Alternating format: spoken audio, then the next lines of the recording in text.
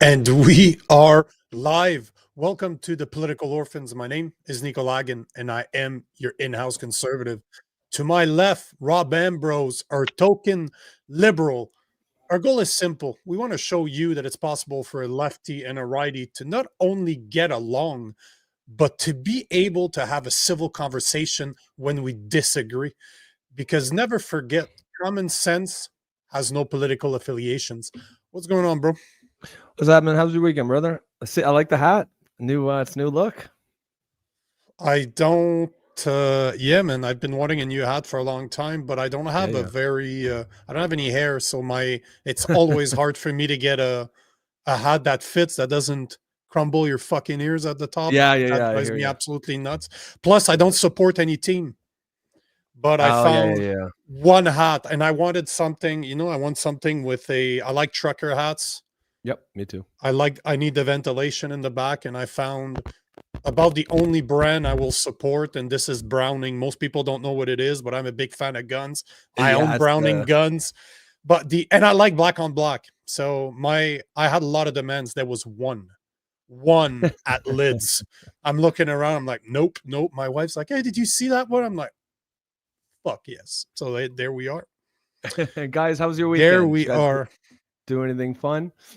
Sasquatch Rob was one of the few liberals I can count on one hand. I really like. Well, I appreciate that, sir. There are a That few of is us true. common sense ones out there. We're a rare breed, but we do exist. Climate Cheryl, how's it going? change. Let me see here. Cheryl says hi, Nico. Hi, Rob. What's going Hillbilly, how you on? doing, What's brother? going How's your on? weekend? So we've got what do we got on the agenda? We got looks like a pretty interesting press conference Mark Carney gave over the weekend. Yeah, well, before I do that, I was creating a new folder, a new discussion on climate change. Nick on the Discord server asked me to create a climate change hoax full discussion. So I just did that. So, Nick, you ask and you shall receive. So I don't know if you're there yet, Is but that in the that's in the Discord now? I just created it as we speak. This is what I was doing as you were reading a couple of the comments because that's what people want. So that is what I'm going to create, and I agree because it's interesting. Because I'm reading. I started reading yesterday Mark Carney's book, his book that he released in 2021 called Value with the S in brackets. I did not understand I did not understood or understand what he meant by that, but. Ooh, God damn. He is a scary man. He is value, as in value the price that we put on good and services. Yep. And the reason that the S is in brackets is that he's trying to bring values, as in what somebody stands for, and morals to the equation. So it's brilliant. Like, if you guys don't understand how smart that man is, it's fucking crazy how brilliant he is. I'm about 40 Really? pages Yeah, you in. were telling me He that taught. earlier. Uh-huh. That's crazy. That's impressive. No, it's not impressive. It's scary Oh, as shit scary. It's because scary. Yeah. I know where he's going with this. I've read a lot on Marxism. I know what communism is all about. I know how it starts. I know how the woke mind is just another version of Marxism, and how um what's the name of the book? I always talk about it. I need to reread it soon enough because it's been a couple of years since I've read it. The Rules for Radicals. If you read that book, if you read on Marxism, if you know who Karl Marx is, if you read his his what he released on what he sees communism and Marxism as at, you'll understand. I know exactly where Mark Carney. I'm only 400 pages in. Probably, I would say his book's probably 300 pages. I already know where he's going with this, and it is fucking scary. Like, he's comparing. He's basically approaching it. So he talks about COVID. He talks about how the most important thing that mattered to people during COVID was their health, which is the number one thing that people will take decisions on, is what affect their health. That's what he says. It's full of shit because people Yeah. eat garbage day in, day out. They don't exercise. But what he's saying is he's trying to bring a cost of values with an S, as in what somebody stands for, on top of what we value, the value that is on goods and services, which is why Yeah. he's So always talking about climate, how he wants to bring the net zero. So he's basically using Marxism, but instead of doing it haves and have nots like Marxism is all about, he's going to put a value system that is based on what he wants culture to be about. It's fucking brilliant. What he's doing is absolutely fucking brilliant, but it is evil. So evil. Like his book, my mind is blown. I'm reading this, and as someone that's, like I said before, those books are not just for show. I read those books, and yeah. that dude is blowing my mind because he's reviewing 2,000 years. He goes back to Aristotle and starts explaining what his value, how he came up with economic philosophy. So he calls it's brilliant what he's doing, because as soon as you put the stamps of philosophy on something, anything goes, because it's just principles. They don't need Oh, to of be course. right. Yeah, that's right. So as soon as you talk about philosophy, which is why I'm such a fan of philosophy and religion, I like to combine religion and philosophy together, because theology and philosophy can go hand to hand. Sure. It is just so fucking evil what he's talking about. But man, everything that his trip to Rome makes sense. I understand why he says he's a Catholic. I understand why he's always talking about climate change. I understand why he worked for the Bank of England. I understand why he worked for the Bank of Canada. Everything that he's doing now, I fully understand where it's coming from. And if you guys out there want to understand how smart this man is, read his book. Read the book. It's worth it. Like, as I said, maybe 40, 50 pages in, brilliant. He's already brilliant, but he literally breaks down the history of economy by picking and choosing who he likes. All people that I already know about, and I'm like, he quotes people like Quesnay, a Frenchie that was a massive Marxist, like he was a massive communist, but he pushes in there, picks and chooses. It's brilliant. What he's doing, absolutely fucking brilliant, but it is scary. Absolute. I wish I would have read that book before the election, because I would have drilled that into people to say, dude, I don't vote. I don't like Polyev, but here's what Carney stands for. Because Polyev's not that smart. Sorry. If you compare the No. intellect I of don't a get that vibe. Carney and Yeah. Polyev, Carney is scary smart, as in fucking brilliant. Have you ever seen the movie The Patriot with Mel Gibson? Oh, yeah. You know, at one point he steals the shit. What's the name of the guy? The guy that was running the British Army, but he steals one of his convoys that has his personal correspondence. He's writing a memoir, and Mel Gibson, he's like, I just finished reading it. This guy is brilliant. He's so brilliant, and he knows it. So I guess that his sin is pride. His guys are like, oh shit, is that really that good to prey on? He's like, yeah, pride will do. And this is Mark Carney. You'll see Same with the type of, well, it's because you start to realize when he is brilliant. I'm sorry to say this, but I'm not admiring him at all. He's just brilliantly evil. He is smart, research. He knows what he's doing, and he knows how to get there and how to hit people in the heart. But then I look at his conference, like what we're going to break down today, and you're going to see I have about 7 videos that I took from his conference, and you'll see snippy as shit. Why is he snippy? Because he's so prideful. He's so full of himself, just like the guy in The Patriot. That's how Mel Gibson, they end up beating him, because the guy thinks he can't lose, and that is him 101. So starting today, I will call out all of his prideful ways, because this is how you beat a guy like Mark Carney, is by exposing him for being prideful, and then you can attack his flaw, that is pride, and it shows right away as soon as you question him. And that's what some reporters / journalists are doing, and every single time hey, I'm the one answering the question, like, I got a good clip today, and he's just goes back at the guy's like, no, hey, Rosemary. No, it's worse. Yeah. He literally said the guy, he's referring to the house pricing. the pricing of houses in Canada. So one of the guys asked him, "Is that something that you want to lower?" And he's like, "Well, this is not Cornwallis." Ah, Yeah, motherfucker, we got some that, smart people. that was the Corn guy. Cornwallis is the guy, the British I was talking about in the Patriot. But The the point British is leader that against the American. he is, and I agree. Northern Hillbilly is saying fake Christians are evil, and even with his book Value ish with brackets, he Yep. speaks about a meeting that he had with Pope Francis and what Pope Francis told him to do.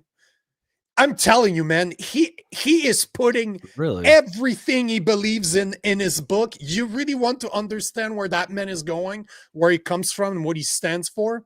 Read the book. I'm telling you, the first 40 pages has shown me so much. I'm looking forward to reading it because he's so fucking brilliant and well spoken and well written. And I strongly believe in understanding your enemy. That's why I have books on Marxism. That's why I have Hitler's books that he wrote, because you need to understand what those guys stand for if you want to recognize patterns and come and see them coming. And his book is no different.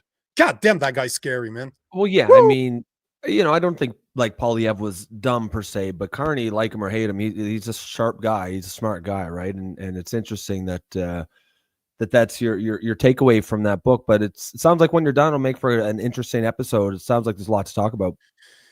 There's, I hope for the guys that are more intellectual out there that enjoy this type of stuff, like enjoy reading. I highly, highly suggest you read it just on how brilliant he actually is. Like, it will give you an insight of how we cannot underestimate a guy. Like I've said this before, I'll repeat it again. Trudeau's an idiot. Trudeau was a fucking moron. we all agree on that got in power because he was a pretty guy with nice socks, nice hair. Nice hair, right? But you start to understand how he was able to collapse our economy on purpose to bring a guy like Carney that says he comes up with changes, yet he's been the one that's been behind it for the past 4 years. Everything that Trudeau did to destroy the economy, about climate change, the LGBTQ crap, the wokeism that he's been pushing, you start to understand when you start to understand the mind of Mark Carney. And it is fucking scary because that guy ain't a fucking idiot. Well, no, it sounds like something that'll be interesting to really take a deep dive into. Perry says, so can we see these vids and then talk about them? Yes, Perry, that's exactly what we're going to do in this episode. Whenever we're get into that, which I assume will be pretty soon. But I got a few things. There's a bunch of stuff. Minor topics first. Yeah. Let's get into those. Oh first. yeah, there's so many fucking things that happen over the weekend. It's sometimes it's hard to keep up. This one we need to talk about it. Episode. No, I think that if I shut the hell up, I'll do it. We'll do it. Did you see the housing minister there? Basically, he was asked about housing prices, and he was said there was asked, so kind of the same question that you were just asked talking about Carney, and he was saying, so do you want to bring housing prices down? And he kind of gave a gobbledygook answer. He was like, yeah, I'd like to bring them down, but we also like to protect the values or the wealth of existing homeowners. I'm like, well, yeah, okay, that's great, but you can't do both. You got to do one or the other, right? Well, you'll see that this makes sense once you, because I saw the video you're talking about, but you'll see how Carney makes it even worse. Like, I'm more interested in Carney's vision, because at the end of the day, that a guy like Carney, if he doesn't agree with you anymore, he'll fucking can you. Like, Carney is like, don't care if you're not, that he's not going to be questioned like Trudeau allowed to be questioned. No, that guy's not going to accept it. I remember even like the first day after the cabinet was announced, I think that some of the ministers had said things like, and we're like, oh, he's saying the opposite of Carney, but that's clearly not what's going on. He's not that kind of guy. He runs a very tight ship. And I guarantee you none of his ministers are saying anything that does not explicitly come from the guy up top. No, they are actually. They are, but they need to be very careful because he is not going to accept it. They won't last long. No, and that guy, if you remember, Trudeau he got rid of a few people, like the native woman that questioned him, like the one that was the one that was in charge of justice. She was asked to oversee the trial against SNC Lavalin, which have been found to be very close friends of Trudeau. Trudeau tried to have that dismissed. She refused to do it. Bye-bye. He got rid of her. So you can expect a lot of people to get, if they don't fall in place, if they don't fall in row and they don't do what he's saying, you can already see it, that he's going to cancel. He's just going to get rid of them. Oh, yeah, and yeah. you know, I think we spoke about this before, and I think this is where it's going. There's a reason why he brought a bunch of new ministers to his cabinet, because he expects them to say shit that he's going to claim, oh, I'm doing this for equality, 50-50, we're all the same, we need to be genderfied. And as soon as they fuck up, bye-bye, and he's going to replace them with the real people that he wants in place. The real ones, This is what, oh yeah, this is what I'm calling right now. We have to talk about this. I did not know who the fuck that woman was until this weekend, but there's something that's been going viral everywhere on X, on fucking Instagram. It's a woman, and I don't care for her type of music, obviously, because I had no fucking clue who she was. But there's a woman by the name of, let me find it right here. Her name is Jan Ardens. Jan Arden, yeah, I knew. Yeah, I know who you were talking about. Yeah, she has been. She has been. Did you hear the message that she had for Alberta? It's awesome. She starts calling them name in the first video, and then a few days after, she's playing the victim. Love it. I absolutely love those videos. I just wanted to show how much I love the fucking woke. And here you go. Let's listen to her original video she posted last week. Hey, Alberta. Hey, you bunch of fucking separatist wackos. How you doing? Feeling good about yourselves? You're an embarrassment to this country. Everything you have, everything that you have enjoyed, cherished, Jesus Christ, and benefited from comes from being part of one of the greatest countries on the planet.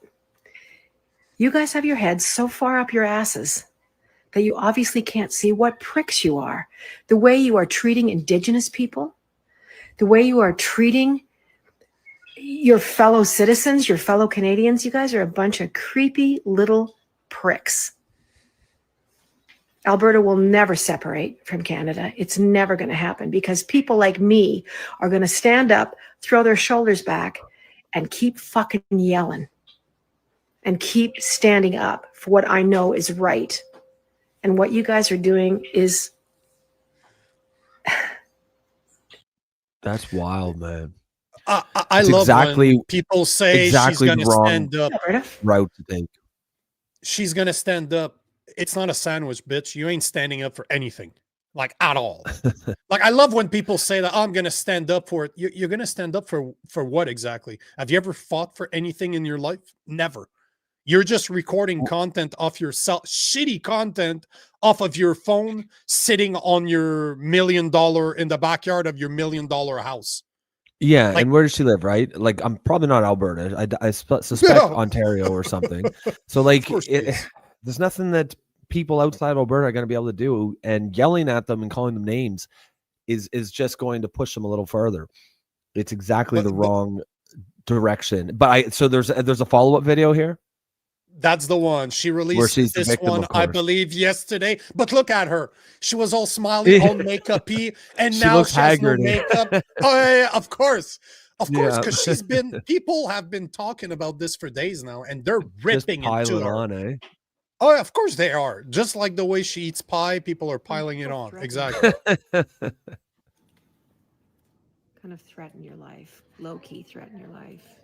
Low-key. It says everything that you need to know about these individuals. Expressing an opinion, be it one that's filled with profanity or one that's filled with peaceful celebration, cross-legged on a floor somewhere in the privacy of your own space. We're all allowed to have opinions and express them No, in Except for fact, you. You're not allowed to have them. I'm allowed to have them opinions, but not you. separatists are allowed to express theirs, and I'm allowed to express mine. I don't threaten anybody. I certainly call them pricks, but I don't threaten their lives. You know, I'll be the first one to say I don't condone threatening people with their lives. That No, I you don't have condone to. it. I've received multiple of those and I will continue to receive them, which I know the people that do that, they're just bitches. They would call me sir in real life if they actually met me. But I love how liberals like that will start calling people's name and just be a fucking cunt. Sorry for the ladies in there, but she wasn't a twat. She was a fucking cunt. And when people start calling her out, Then all of a sudden I was doing this from the privacy of my home. No, you weren't. You put it out there to your hundreds of thousands of followers, you twat. So what the fuck do you think was going to happen? Like, seriously, you don't think that people have an opinion? Oh, well, I'm entitled to my opinion, but you need to be careful about the way you present your opinion to me because my feelings matters. Hey, Yeah, fuck off.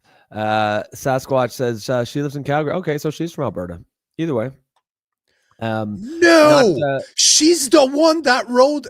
No, if God was one of us. No, that was someone else. Her big one was insensitive and something else. One of us was yeah, that's John Osborne.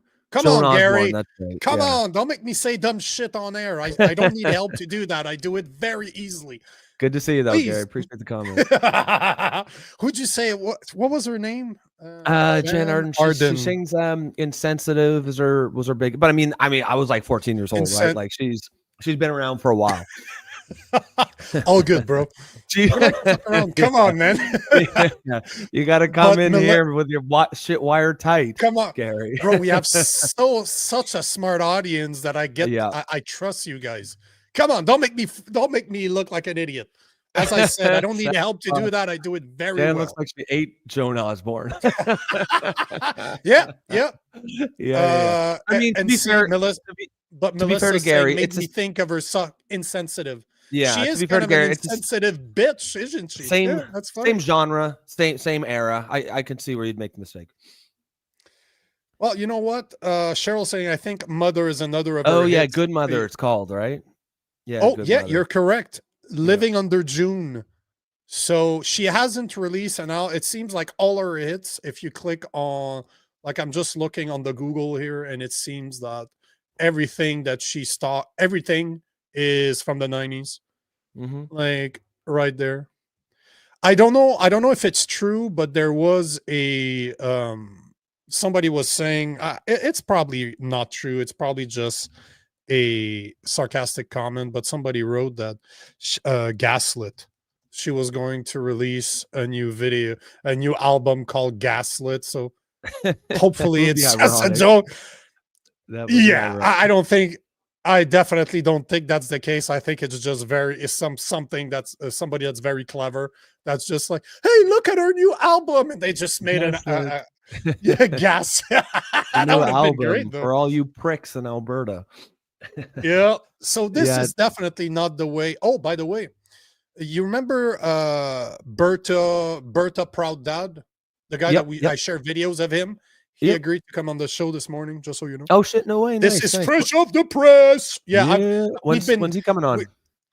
We don't know yet. I'll finalize it with him, and I will let you guys know. But we follow each other. We've talked to each other quite a few times in the past. I like to complain. I like to talk shit on his post. He talks shit on mine. As in, he calls me out, I call him out, but it's always made. Yeah. You know, it's just to drive the conversation. He's a super nice guy.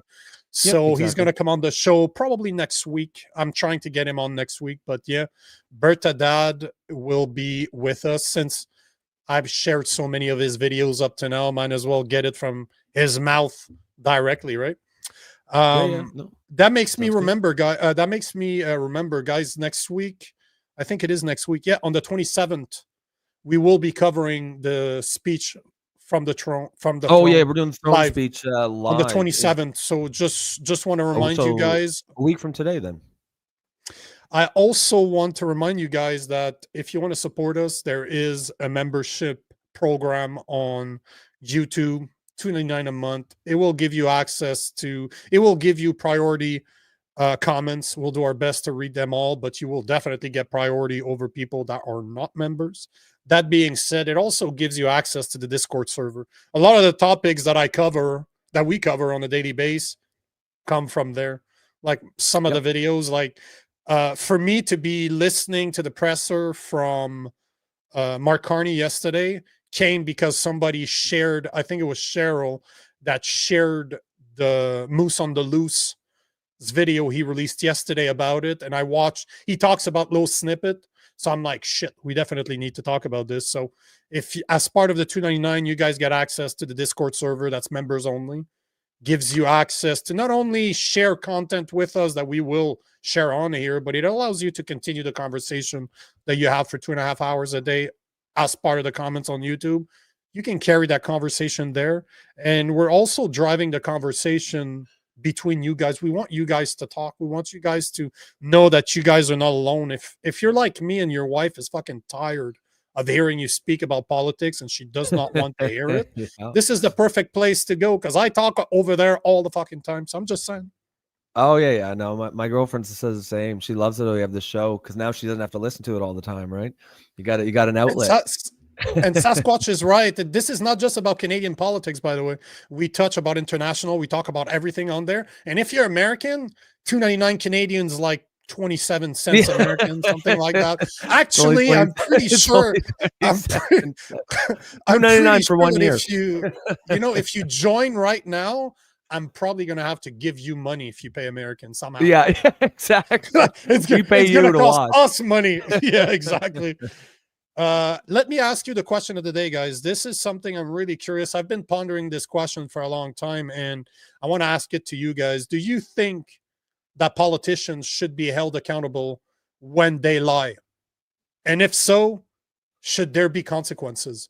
Because I'm looking at what Carney's doing, and you're going to see today's videos are a bit insane, but he talked a very big fucking game when he was running for prime minister, and now left, right, and center, he is not doing what he said he would.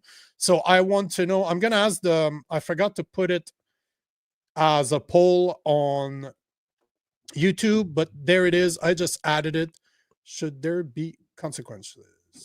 So, I mean, in theory, that's what elections are for, right? If that's how you keep your elected leaders accountable, if they lie.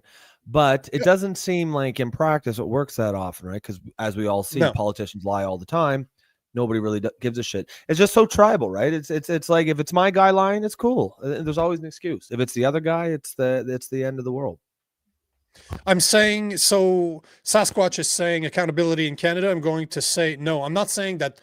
What's the current state right now? Should there be accountability? Because I believe there should, especially considering that they haven't been working for the past 5 months. They're making more than 200 grand a year doing nothing literally for the past 5 months. So it's wild, eh? It's wild. Yep. Joel Stradamus is saying, if freedom of speech means anything, it means the right to lie. I don't disagree with you, but that is a great point. That doesn't mean there shouldn't be consequences. Freedom of speech does not prevent consequences of your speech. All it says that you have the rights to say so. So they can say whatever the fuck they want. They can say that they're going to give everybody a blowjob and people are going to vote for them. Now, if they don't, that means it's a lie. But does that mean there shouldn't be consequences? In the same way, obviously, I'm talking about how Carney said that he would stand up to Trump.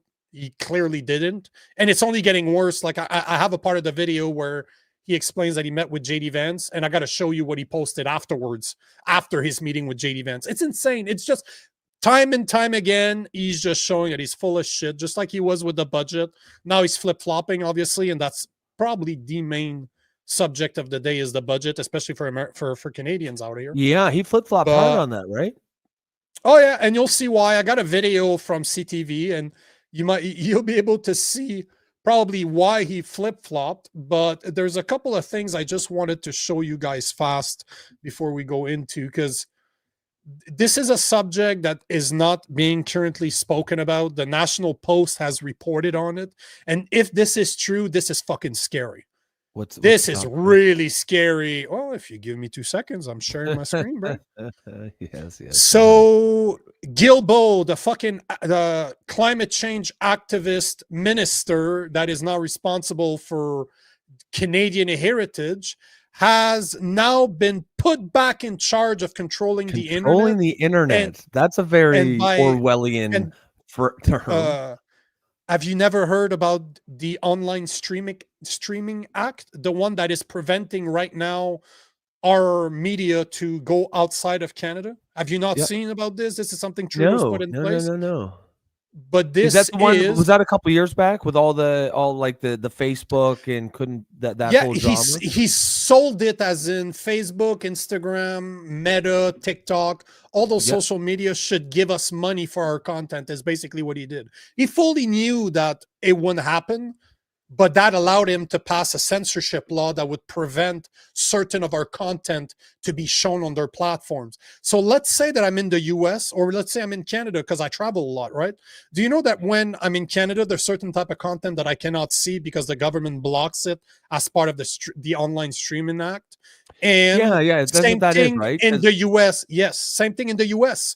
Okay. A lot of Americans don't see our content or don't see our news content because it's being blocked by the government. That's why I did so much content for Americans, so that they fucking know what's going on. And that's why I continue to do it today. But all to say, this is all I wanted to say, because there's no development right now. Nothing has happened about this, but the National Post did post about this, saying that ex-environmental minister will now be supervising the implementation of the online streaming act. And we're talking about Guilbeault, a fucking climate change activist. Well, an activist, right? An activist, yeah. No, but he's a climate change activist, and he is one of the woke of the woke of the woke. And now he's going to be in charge of what you and I can say online, because obviously the type of content we're creating as we speak right now is going to be affected by this. So we got the biggest fucking activist in our minister cabinet, right in the cabinet of ministers right now, that dumb Carney. No, I can't call him dumb. Don't say that, because he's fucking brilliant. That Carney chose now is going to be in charge of supervising the implementation of the Online Streaming Act. If that doesn't fucking scare you, I don't know. Yeah, that's extremely Orwellian, right? We don't need a minister in charge of controlling the internet, right? The free speech is the thing. Obviously, this is something we're going to stay on top of, because as you guys know, free speech is a core value of this show specifically, as it should be for everyone. And if we ever come up into that actually some pretty draconian things come down and actually try to limit what we can say, I can promise you we're going to take that head on this show. I've got no problems whatsoever. I'll take whatever fines or charges they give us. And hell, we probably fucking get whatever comes out of it. I'm fighting it. Whatever's coming out of it, I'll fight this. You can't lay down on this. And I mean, feel people like us who do have a platform, it's our responsibility to speak up in the face of tyrannical laws like that, because and has nothing to do with politics or partisanship. That's just pure authoritarianism. That has nothing to do with the left or the right, although it is the left right now that seems to be embracing the authoritarianism. It could just as easily shift to the right too. Once those laws get put in place, that's the point. Like, people support it because it's the good kind of authoritarianism. It's my side. Yay. But they don't realize that's you got to know the history of this stuff. That'll be against them soon enough. And Sylvie, it is not Bill C-63. Bill C-63 has been basically the hate speech put on hold. But you know that something like that is coming back for sure. So basically, I would love to have somebody, a lawyer, to come on the show to actually talk about the Online Streaming Act. But basically what they're doing, they're trying to regulate what is being said online, the way the CRTC is regulating broadcasters. This is basically the idea of the bill. So they get to put in place laws, like on the CRTC, on certain shows, you're not allowed to swear because the CRTC prevents you. That's the type of shit we're talking about. It's not the full censorship of Bill C-63, but they are the first steps. Like, that one passed. It's there. We have to deal with it because it was passed, and that fucking Guilbeault is the one that's going to be responsible. He is the perfect person to implement such a bill to make sure that we all get fucked. Like, it's Oh, perfect. yeah. He's the perfect guy to fuck us. Yeah, and just go back to a comment here from Joe that says honesty and free speech, absolutism are incompatible, and he's right. Like what they'll dress up a lot of those things, and as we've got to attack disinformation. They'll call it misinformation. But if you live in a true free speech society, that includes the right to not necessarily be honest. The way to combat disinformation is with accurate information. It's not to ban it or censor free speech, because once you go down that slope, then they're going to start censoring all kinds of speech, right? So it's not, I just wish we kind of got back to a place where free speech was a core value of society, because it is a core value of Western society. We were built on that, and when you see it starting to trickle away from that, I think people who have a platform like us and any other type of podcaster, or anyone with a voice at all, has responsibility to speak up. It's not a new thing. It might No, look it's not new to you, but I've been talking about this for 4 years now. It's only getting worse. And I can tell you that Carney, in order for Carney to be able to do what he talks about in his book Values, he will have to censor people, especially people like me that will call him out, that understand where he's coming from, that understands history, that understands Marxism, that understands what he's trying to do. He will have to censor people like me, just like I was censored during COVID. It's a non-choice. He needs those laws in place in order to prevent people from understanding, because liberals would not go for this if they understand the implication. Well, that's they understand point. Where that can lead, right? Yeah, like, guys, if you're new to the show and you're not quite sure, like the format here, Nico is a conservative. I am a liberal. I'm on the left. I grew up a progressive my whole life, and I can remember most, growing up, you would always hear complaints from the right about being censored, and I think on the left, you kind of, maybe poo-pooed it, or they're just complaining and blah blah blah. And then when COVID hit, I kind of saw it. And then I think a lot of people realize, oh shit, there actually is something to those complaints. And of course, once your eyes open on one issue, oftentimes you'll see other issues in a slightly different light. But again, free speech was a core value, especially of the liberal left. That's one of the reasons why I grew up as a liberal and why I still identify as that. But I just see people on the left need to be able to speak out and get us back to that, because I think, I do see a creeping authoritarianism, the way, like, it's just an intolerance of any other opinion other than the very strict narrative sat down from above. And that you don't want to go down that road. That's going to be bad for all of us, left, right, everything, because it's nothing to do with partisanship. That's about control. That's about power. And the people putting those kind of laws and rules in place, they will absolutely use that power against whoever they feel is in their way. They do not care about the left or the right. Amen, brother. Here's something I wanted to share. That's another thing that I thought you'd enjoy this. It's something Pierre Poliev shared yesterday about how, was it yesterday? 2 days ago on Saturday, where he showed a graph of Canada being overtaken by Ireland in manufacturing. What? What? Canada's being overtaken by Ireland in manufacturing? What is this? There you go. Yep. They are. How insane is that, right? How fucking insane is it that the bagpipe tiny little island of, or I guess that's Scotland. the tiny little island of Ireland is overtaking Canada. Awesome. Well, and like, kudos to Ireland if they're ramping up their industrial production. But when I look 100%. At this chart, what I see mostly is a little rise from Ireland and a huge drop from Canada. So the question is, where did that come from? Like, where did that start? Around 2015? No. It started. That's one thing. I saw some complaints about. People were complaining about this because they're like, but you have such an idiot because he's showing that Harper caused this decline, and they're not wrong, because Harper came in power around 2005. So if you look, so when does the decline start? 2005?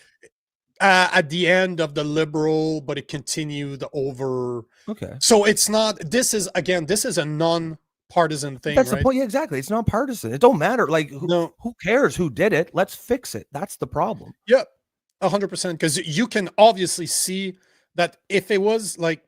It's been going on because Trudeau gained power in 2015. So that means that under Harper, it went down and Yeah, down and down 2005. and That's down Harper, and down right? and down. Yeah. Oh yeah, this is 10 years of Harper that caused this. But the point, and you know what? I'm not preaching for Harper. I don't like politicians as a whole. I'm not a fan of politicians, especially not career politicians, even less if they were a fucking lawyer prior to entering politics. Like, fucking dread lawyers. There's some great ones out there, but man, if there's one thing this planet needs less of, it's fucking lawyers. Let me be clear. But they're massively there's a massive problem here, right? You look at this. I just thought it was a great graph, but I also thought it was ironic that Pierre Poliev shared that, because he probably didn't understand that between here and here, that is not Trudeau, that is not the Liberals, that's the Conservative Party. So I thought it was, not only is it informative, but it's funny.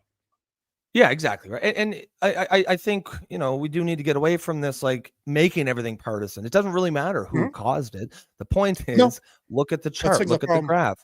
Who cares how we got there? Let's figure out how we get out of it. Now, whoever's in charge, I want to see your plan.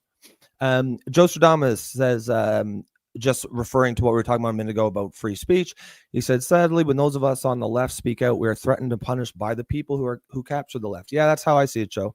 I am still liberal. I'm still a progressive. That doesn't mean that I don't think that there's serious problems on the left, the political left, that need to be addressed. And I think, it's up to people like me and you and other people, because I know there's a lot of people that feel this way, but they don't speak up for exactly the reasons that you're mentioning here, right? It's a very tightly controlled informational environment. And I'm sure if you speak up, especially on social media, you'll get called all kinds of names, right? Oh, you're a Nazi, you're far right, or whatever, just because you'll say something that's really common sense, but it goes against the narrative. So I all we can do is keep speaking up about it, and hopefully it catches on. Maybe I'm being naive to think we can fix it, but we'll give it a shot. The guys on the left, like you guys, like Common Sense Liberal, are starting to feel what I've been feeling for more than 4 years. Because I was attacked by you guys, I was attacked by traditional liberals, I was attacked by the woke. It didn't matter. They went after me. And now it's, what I'm starting to see, especially from Americans, I'm starting to see the woke right. I'm starting to get attacked. And I saw that during the last election. That's a term you're hearing a lot lately, eh? I had the audacity to call Pierre Poliev out and say that he didn't stand for anything, that he was just a liberal with a fiscal sense. So not only am I being hated by the left, by the woke, by liberals, I'm also being hated on by conservative with a big C, when I'm a real conservative with a small c. I believe in real traditional values, but now I'm getting hated on by both sides. But if you look at my Instagram, I've been exploding on it recently by just sharing what I talk about all the time. And clearly there's a lot of political orphans out there that associate with being either conservatives or liberals, and they're just like, 100%. What the fuck are we? My content is not based on being a conservative or being a liberal. It's always based on fucking common sense. Plain and simple. It's just common sense. I will question the narrative. I don't care that the narrative comes from the left or comes from the right. I'm going to question it from a common sense perspective. Plain and simple. Yeah, exactly. Right. And that's why I think the community we're building here is it really resonates with a lot of people, because there's, when we started it, we had this idea there was a lot of people out there, political orphans, right? Either on the left or the right, who just, more than anything, they just are disgusted with politics as usual, the way the discourse is set up, and people who are just really pushing back against that. And that is kind of why we created this space. And I think that's why the community here is thriving. We get, there is a lot of people like Joe, for example, who's on the left. We got, Jason, and there's a lot of people on the right, you, and a lot of our commenters here. But one thing that we all have in common is we're just common sense individuals. And as we've said many times, when you approach these issues with common sense and good faith, you're actually going to find a lot more common ground than you might think. And that's what this space is designed to do, is to create that sense of common ground. And that's where the productive conversations happen, right? When we're not calling each other names and treating each other like we're the enemy just because we have some different opinions. So I think that's I think that's what this community here is really, really good at. And I think that's why the people that we have that are sticking around, I think that's what they will appreciate about it. Gary, Joe says here. hold on. Oh, sorry. Gary. Yep. Gary's saying that get a hold of Runkle in the Baileys. He's a freedom lawyer. He has a YouTube channel. Yeah, I follow Ian Runkle, and I do have connections to him. I know somebody that can then make an intro. So you know what? Okay. Good call. I'll reach out to the person I know that knows him to see if he can make an introduction, because he is He's he's British? he UK? no, as far he's from Canada. Okay. He's from Canada. He's just a lawyer, but he's very, very, very solid. Like, he's a big fan of gun rights too. Like, he's just going his page right now. It's all about hunting. There's guns everywhere. I like him already, but I follow him. Yeah, it's right up your alley for sure. I'll reach out to him to see if we can get him on. On the topic of lawyers, we got a joke here from Wise Guy. Why do they bury lawyers 8 feet deep instead of 6? He says, because deep down they're good people. LOL. Nice one, Wise Guy. Joe says the fact that millions now think J.K. Rowling is a Nazi says all that needs to be said about the new left. That's right. You know what I mean? She's a liberal in every single sense of the word, except she doesn't believe that men can become women. And for that, she's a far right Nazi. And there's a lot of people on the left who actively will hate her far more than anyone on the right, because she's a heretic, right? It's like all religions, all cults. They save their most aggressive vitriol for not the people who never believe, but for the heretics, the once true believers who have now left the flock. That's who they really hate, and that's how you know it's a cult. And the fact that she has $1 billion, that she's worth something like $1 billion. Yes, that she has created so much fiction for the liberals out there. That was not targeted at Democrats. That was not targeted at conservatives. She literally made billions off the face off the back of liberals. And now she's just like, hey guys, you're wrong about this. Oh, you're Nazi. I love it. I love it. Yeah. I fucking love it that she's not backing down. Well, she's not backing down. No, she is. She fights for ideas, and even though I don't agree with a lot of shit that comes out of her mouth, I still have a lot of respect for her, because she is standing up for what she believes in, and she ain't fucking backing down. But at the same time, it's very easy to stand up when you're worth that much money and you're not going to lose it, right? It's very easy when you don't have, for the mom and pop, because Wise Guy and I are having a conversation off Messenger of the Discord server. And I'm telling him what I've been doing behind the scene to kind of protest the government. I'm not sure I should talk about it right now, but either way, the point is, I'm ready to lose everything. I am ready. I made that conscious decision years ago that whatever happens, happens. I will never stop speaking the truth. Never, whatever the consequences are. It's hard for me to say that because you're talking about my livelihood, right? I lost everything over this. But for her, she hasn't lost shit. Okay, she might not be able to sell another book. She doesn't need to sell another book. No, she's rich. She rich to a point that you and I cannot comprehend, right? $1 billion doesn't make sense in my mind. Like, that makes no sense. It's hard to think about, right? It's like having $1 million fucking 1,000 times. You know what I mean? It's a lot of money. But yeah, you're right. Like, on the one hand, of course, when you're set for life like that, it is a little easier to speak up for what you believe in. On the other hand, a lot of people still won't do it, right? Because it's they're still cowards even with all that money. So you do have to respect it when you see it. I have respect for her no matter what. I respect that she stands up for it. Sylvie's saying Bill C18. I believe that you're correct. I believe that's the one. What? Which one? What's Bill C18? Bill C8. It's because she was talking about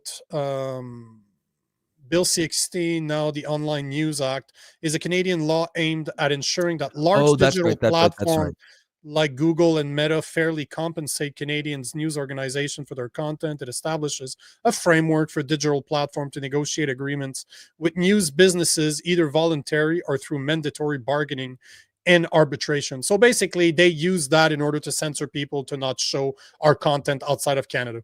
Basically, that's what they did. It's brilliant. Again, that bill is brilliant. Oh, yeah, because Trudeau cried, we need to do it for the people, but those big corporations don't want to give us money. He knew that would happen. He knew he could pass that bill because people are just like, oh, those news outlets. I really don't know a whole lot about that bill. Like, I heard people talking about it, but I mean, this is what, But 2016 was it? No, it was Bill C-16, but C-16, 2018 maybe? Was it?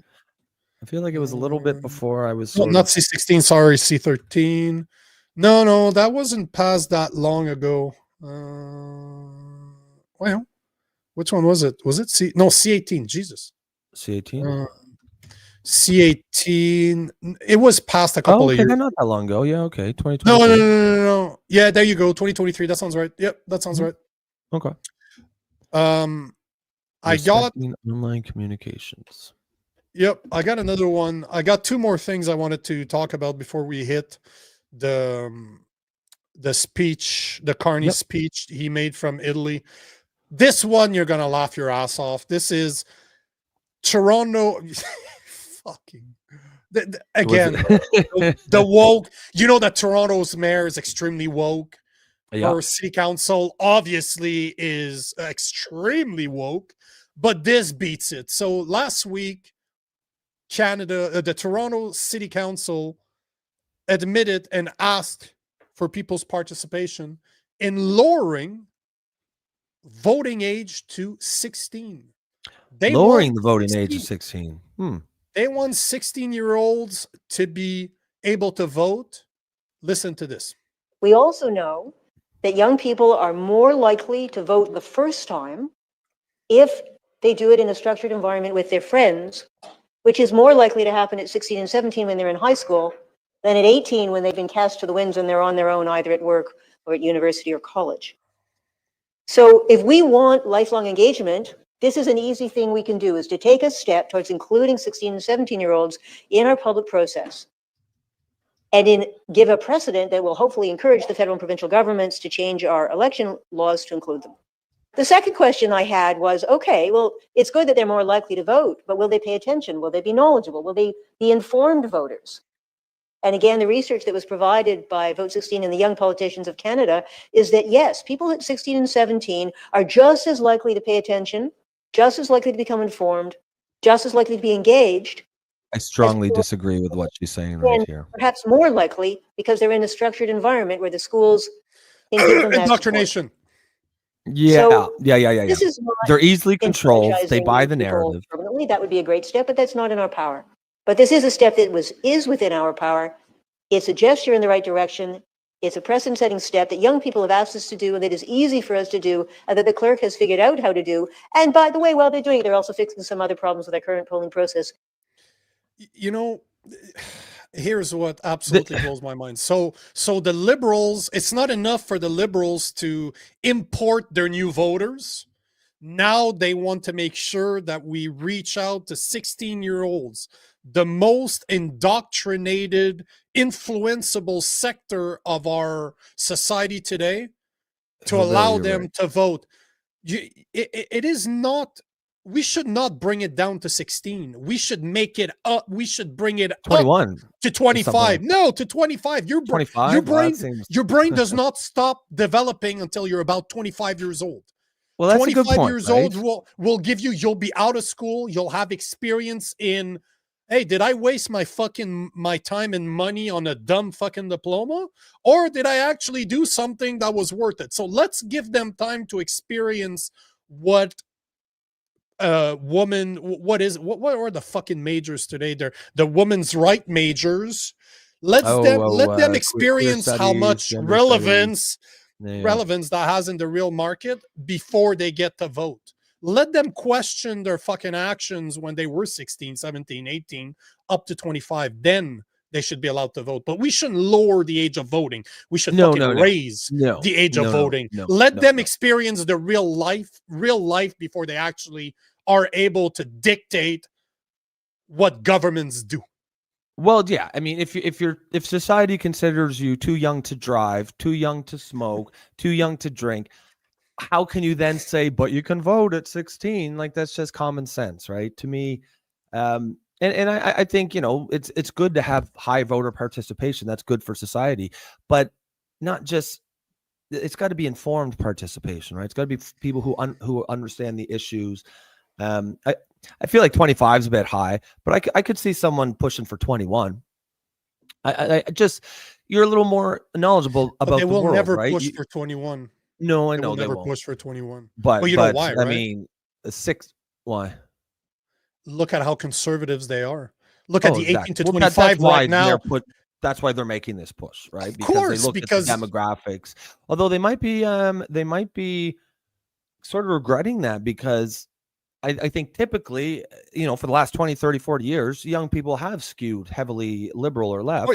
yeah, But if you look at the newest numbers for kids, especially young men under 20, that is not holding up. They are nope, skewing yep, conservative and right wing. So they may, yep. if they're pushing this, they may find themselves biting themselves in the ass a little bit. Uh, probably not in Toronto though. But again, that Yeah, was the I city mean that's council. It just wasn't the Toronto City federal government, Council, right? right? Yeah, that's Yep. Toronto City Council. That's not, as Robin says here. BS. Kids should not be voting. Way too easily manipulated. Yeah, I mean that's a Amen. good comment. Hillbilly at that age, they're impressionable. Exactly, but that's why, right? That's why they want them. Oh, Tony says they can't even decide what clothes to put on or remember when to shower at that age. they can't even Yeah. decide what a man and a woman is. And Yeah, you're gonna right. let them Well, vote? Like, are you that's because fucking the kidding adults are me? telling them that there's no, it's not obvious. The So I mean, that's the adult's fault. adults. Yeah, quote unquote. And see, Let's wise see. guys bang on. This is exactly what I was thinking when I saw this morning. Yeah, Hitler's youth. Hitler's youth. Hitler Anyone? youth. Yeah, Yeah, that's just exactly let kids right, be brother. kids. Let kids be kids, right? That don't just once they're older, they'll have a better idea of how the world works. They'll be in a better position to make a smart vote. Oh, Hillbilly here says, yep. Joe says, quite possibly the most surreal thing about the political landscape right now is the fact that both of our parties reference 1984 to describe the actions of the other with complete sincerity. That's a great comment, Joe. And it does, it does kind of feel like Bizarro World, right? Because you're right. They absolutely are accusing each other of the exact same thing. And I can see it on both sides. I see, I can see examples on both sides of this happening, although it does seem to be happening more on the left recently. I can remember 10, 15 years ago, that seemed to have been reversed. I saw a little bit more of those vibes coming from the right, but that's the point. That's why these sort of crackdowns on free speech is so dangerous, because you might support it now because it's your side doing it, and the things that are cracking down on are things you don't agree with. So it's great. It's a big party. But of course, anyone who understands history and studies history knows that always comes back. That wrecking ball always comes back on you eventually, and that's why the only smart policy is to just push back against anything that will hamper free speech. We cannot be offended by everything. We as a society, we need to get tougher. We need to get more resilient. Right now, it's like the worst thing possible is to be offended, and we've really got to get away from that. No one has the right not to be offended. Joe, your comment reminds me of what Karl Marx has said in the past. Accuse your enemy of what you're doing as you're doing it to create confusion. Well, that's a classic propaganda move, right? And that's Goebbels himself. But that's Marxism. Yeah, but Karl Marx was before.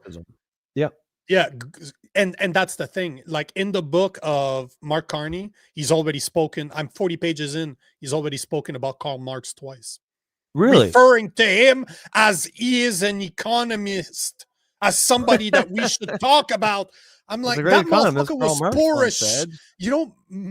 Karl Marx was an alcoholic, a wife beater, and he was poor as shit. The only reason he was able to do what he did is because he convinced rich people to give him money. If you look at the history, if you read history about Karl Marx, he was a fucking crook. But yet, fucking Mark Carney talks about him 40 pages in. He talked about him twice. And Mark's Carney. Did I say that? No, I thought. Oh, Mark's Carney. Oh, Mark's Jesus, Carney. that's a great nickname. That's it. That is it. We should absolutely call him that from now on. Mark's Carney. Yeah. Oh, man, that's brilliant. Good for you. We got some cool fucking nicknames for people. Yeah, we're getting a big list. Marxist Carney or Mark's Carney. Yeah. Sylvie yep. I agreed, Sylvie. Yeah. No, that's yeah, that's. I mean, I think that's a good like mini topic to talk about, but hopefully it doesn't catch on. Hopefully it's just Toronto City Council doing Toronto City Council things. Yeah. No, Um, hopefully what? not. We'll see. I wouldn't be surprised if it would. There's just one more thing I wanted to talk about, which is Yeah, of course. interesting because I was not aware of this. It came up on my feed over the weekend. Is a hold on, I'm just bringing it up here on my side. It is the Financial Post that actually released this over the weekend. Why is that not working? Financial Post, come on. And here we are. Did you know that it seems that our Postal Canada might be going bankrupt? That behind the scene it is bankrupt. So the Financial Post posted this over the weekend. Canada Post is effectively bankrupt. Should phase out door-to-door letter delivery report. So it seems that Canada Post, where people make a shit ton of money wearing those nice shorts and delivering you mail, is actually bankrupt. Well, that's the problem. Behind. It's labor costs, and because they have an extremely powerful union and they essentially get Yep. whatever they ask for, Mhm. they are They- overpaid. Mhm. And Oh, it's just an example of how government is not great at running businesses, right? By the very nature of it, it will become bloated and inefficient. And there's a reason why, like there's no way Canada Post could survive as a private entity the way it's being run right now. It's being obviously subsidized by the federal government. And I understand why, because mail delivery. It's not No, hold on. Let me correct you. It's not subsidized. It's a crown corporation. It belongs to the government. It's not subsidized anything. It is Right, a right. government. They call them crown does it earn profit? corporation. Is it profit earning, or does it need? No. You know that there's no profit there. They wouldn't be going bankrupt if there were profits. Yeah. No, but it is a crown. They call them crown corporation. It's a company that belongs to the government, basically. Okay, so technically run as a private company, but it's owned by the government. They make it look like it's a outside corporation, but it's a crown corporation that belongs to the government. Okay. So then, profit margin shouldn't be a big thing as long as it can fund its own. As long as it can fund its own activities, that should be fine enough. But if they're going bankrupt, it sounds like they cannot. But the mail delivery is a in the modern society that does need. It's kind of a right. You know what I mean? It has to exist. And so I don't know what the solution is there, but I would look at labor costs first and foremost. Fucking privatize that shit. Every time you have a bloated government doing something, the answer is always easy. Privatize it. Well, yeah, for a lot of times. Now there are certain scenarios, like for example, fire protection used to be private companies. People would hire their own, and then if your house caught fire, you would call your fire department that you pay for. They come put it out, and then obviously that's not great because if someone doesn't have fire protection and their home burns down, well, that puts the entire city at risk. So the government at some point took over. Is like, okay, this is an essential service. It shouldn't be a for-profit business, and we'll just take it over and give everyone fire protection. In that specific example, I think that was probably the right call. I think fire protection should be more of a government service than a for-profit company. But yeah, there's lots of examples where privatization does seem like to be the better option. It comes down to they're going to be, and I've seen this. We'll let the story develop. I'll bring it back when it makes sense. But they're attacking Canada Post so they can digitize you. No, they're blaming blaming online and emails for them lacking money, like for them going bankrupt. Because I think the question we should ask ourselves is, do we really need mail delivery? Not package delivery, because there's UPS, DHL, there's a million different other companies that can do that. But do we need a state-ran corporation to handle mail delivery? Is it still relevant in today's world? Is it like, do you really? I don't really receive mail at all. It's like, to me, mail is the same thing as a fax machine. Is fax machine Yeah. services still needed today? Arguable. It's an interesting discussion, and what I would like to be a part of. I don't know right yet. Like I can, like, I'm the same as you personally. I don't need mail delivery. There's nothing that I need, but I'd like to. I'm sure there are people out there, maybe like elderly people, disabled people, who maybe aren't super comfortable with technology, and they really do rely on that, daily delivery. One of the things about Canada Post that is difficult for them is they have to offer everyday mail delivery to every address in Canada, right? Whereas any private company, say you could send mail, let's say through Federal Express or any UPS or any number of those, but it's going to like if you want to send a letter to, bumfuck Nunavut, that's going to cost you a whole lot more than send to someone in Toronto. Now that's how the market works, because it's going to cost a lot more money to get that package up there. So that makes sense, obviously. But people who will argue that's why the government has a role in mail delivery, because it has to be, everyone has to have the ability to have mail delivered to them. And I think I'm certainly open to the argument, but I would be interested in the debate. Certainly it seems like, as Sylvie says, I'm very rural and I still appreciate my mail delivery. Yes, it does seem like, if you're in the city, you're probably going to not necessarily find it as important because it's easy for you, right? But if you're in the rural areas, I could definitely see it being important to you. I don't, and again, I don't think this should be a partisan thing. But I lived in the woods for years. I didn't receive mail there either. All I got is junk mail. I didn't receive mail. So, do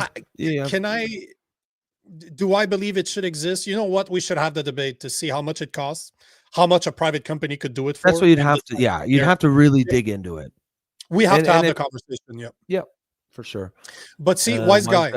If that's true, if there's companies out there that needs mail delivery for your bills, then they should pay for it. If the company is forcing them, their service, they need to send you something. It's a company thing that it's a requirement. Have them pay for it. In the same way as a lawyer, if they're sending me mail, they're not going to send me mail through Post Canada. They're going to fucking use a company that can guarantee delivery, that can do it a lot faster. What are they going to do? They're going to use a DHL, a UPS, or whatever the company they want to use. But I guarantee you, they never sent me paperwork through regular mail. So at the same time, if a company needs the service, fucking pay for it. Yeah. Why do we have this overbloated fucking crown corporation that are always on fucking strike, wanting more money? Yeah, You're fucking delivering mail, bruh. Like, come on, man. You're not saving the world here. I'm sorry, but you're not. So we should compare how much would it cost a private company to do it versus what we're doing, and then we could have a conversation about it. But this is the whole point, right? The reason I wanted to bring it up is not for me to say that they need to be canceled or they need to be removed. They need to be completely decimated. All I'm saying is we're not having that conversation whatsoever. And we should. And I can absolutely see both sides of that argument. You can see, like, from a pure dollars and cents perspective, you could make the case for why we shouldn't use it. I don't know. For me, I don't know. I feel like in some ways, modernity and technology is moving so fast.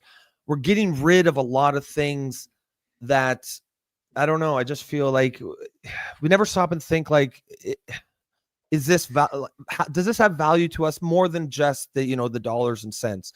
I think there's something to be said for keeping society more or less the way it is and not just changing. And that's actually a conservative worldview or viewpoint. I don't know. It just seems like everything's changing so fast. We're just getting rid of things without even thinking about it. It's just like with email, right? Like, that was supposed to be a convenience, right? It was a convenience to have email. Now we can, but what happened was, back in the day, you'd get a letter from someone and, they wouldn't expect you to respond right away. You'd sit down, you'd put some thought into responding to it. Maybe 4 weeks later, they get the letter back and they're happy with that. Now, with the convenience of email, you're getting 30 of them a day, and every one of those is expecting a response in the next 10 minutes. So did we really trade for convenience But in what some does that ways. have anything to do with mailing services paid by the government? Well, I'm just talking about in general. We have the promise, because I know what people say, like, oh, well, you can just have digital, you can just have email. We don't need physical mail delivery. And part of me says, I don't know, maybe we should stop and think about all the things we're getting rid of. And if we're really trading for convenience instead of, we think we are, but maybe we're actually just piling more complexity onto our lives. The thing is, it's kind of beside the point, because you can use a private company to do it for you. Sure. That's not what I'm debating. And I agree with you that, I got a buddy of mine that we don't talk very often. We send emails every now and then, but there's no email that I can answer right away. It always takes time, because they're always well thought out emails. And I love the fact of getting his emails, because I need to sit down, read it, think about it, take a few days. Oh, 100%. And that's a problem with communication. It needs to be instantaneous when it didn't used to be. That I agree with you.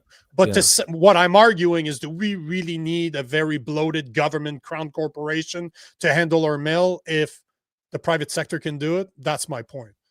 Because like here, Robin is saying, especially DRS lawyers need fax services. Technically, the reason that they do, and I used to work in that world, is because the government forces them to. It's the same thing with us.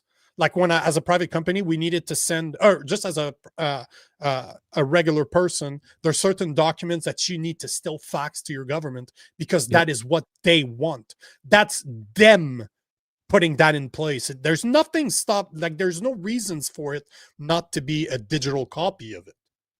There isn't, except it's just more complicated. So I get what you're saying, Robin, but again, it's government policies that are put in place that affect all of us. And Cheryl is saying sending birthday cards and letters. Again, nothing's preventing you, because Canada Post doesn't exist. I guarantee you there's a private company out there that will want to send your birthday cards and letters. And most of the stuff that I use for Post Canada, I have to pay for it. It's not free. I have to buy stamps. I have to buy the package. Like the transport of it is going to cost me something. Private company can do it too. I use whoever's cheaper is who I pick. I don't really care that it's Canada Post, DHL, UPS. They all have similar guarantees. Either way, I don't care. I just use whoever the fuck's cheaper is going to do it faster. Utilities and banking stuff pushes for digital mail. Everything I have is digital. I don't, unless it forces me to be by mail, I really don't receive much anymore. Yeah. I mean, it's certainly an interesting debate topic. And I think it's one that, at first glance, it might seem like it's pretty obvious, but once you get into it and you hear different perspectives, I think you realize it's a fairly complicated discussion. But, especially if they go down this route of bankruptcy, obviously it's probably something we will have that deeper dive into. Because no matter what, there's a problem. No matter what, if they're going bankrupt, there's a problem. There's a fucking problem, right? Here's an idea. Tony G saying, here's an idea. Stop going to work until they start lowering our taxes. I would not be surprised if my tax dollar are going to fund a private immigration service through government grants. Of course it is. Of course it is. We're going to talk about this today, how Carney is still pledging to support Ukraine. So this ain't going away, bro. But at the same time, you want a real way to really impact the federal government. Stop paying your taxes. Stop. And if they're taking, if they're taken at the source, but it's true. Impact your you want to, well.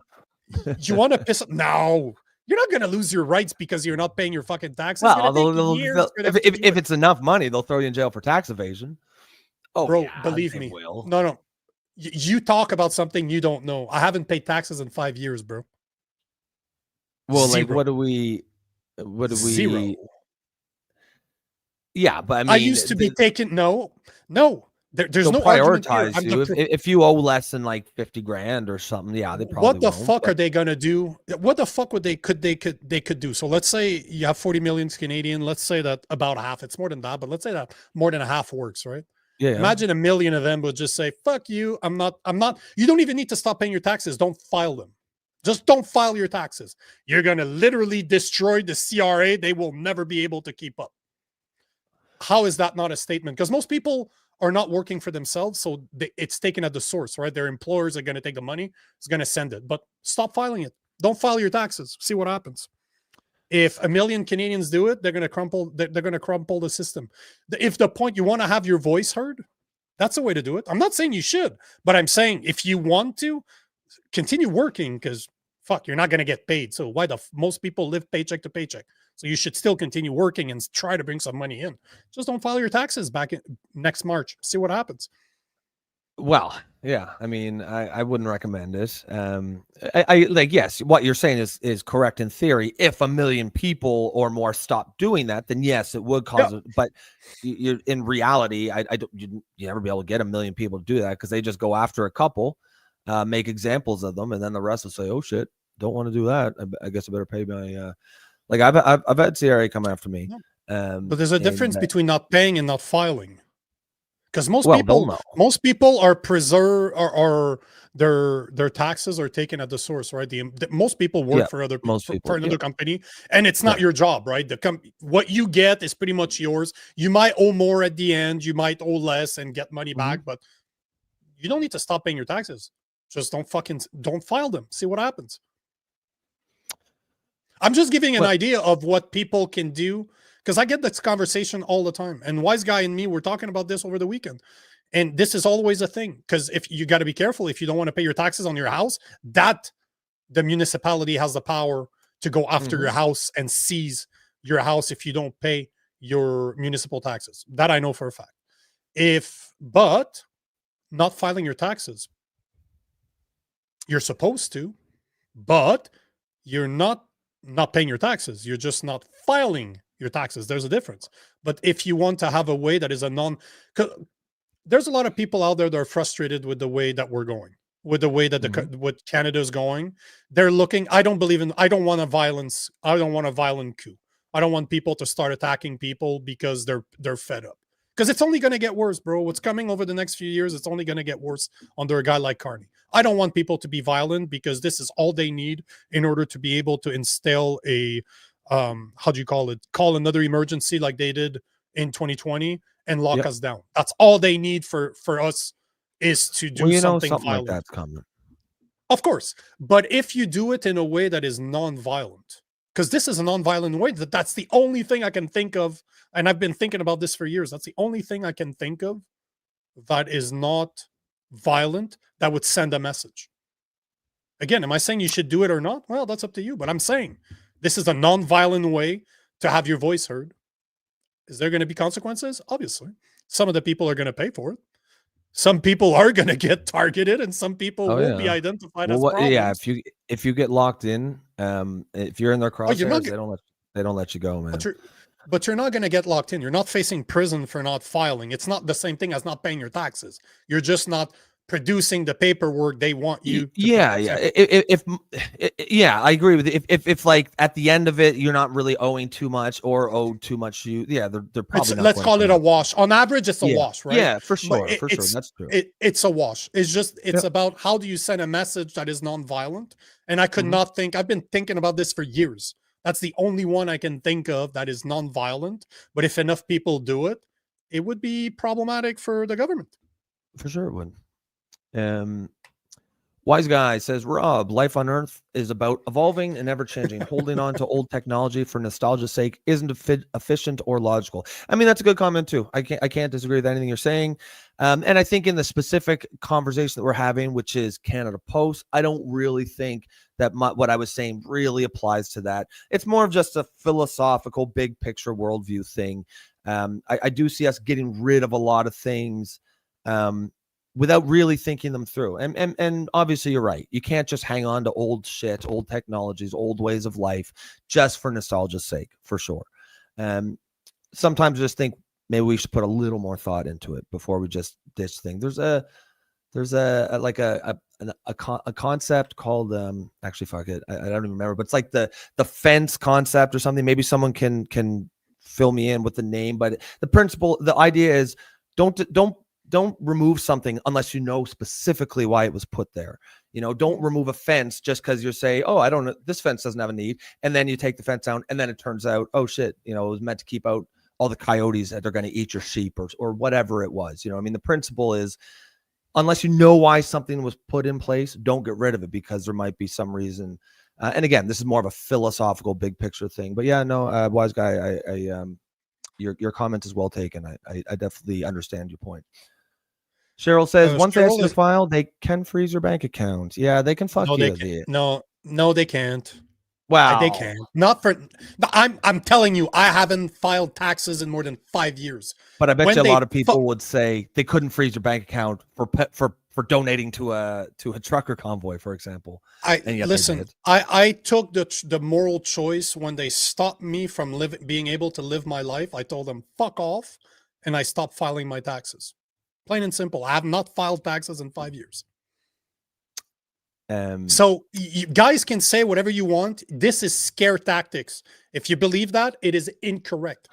Now, if you don't pay your taxes, that is a very different thing. If you owe them money, but again, for most people, you're just talking about the paperwork, the filing. That is all. That is all I'm saying. Stop filing the paperwork, because most people have their income taxed at the source, so it's already paid. It's going to be washed. It's going to be you're going to have paid a bit too more or a bit too less or a bit like you're going to get money back. You're going to get a bit more, whatever. But the point in the matter is that they're not going to go after you for not filing.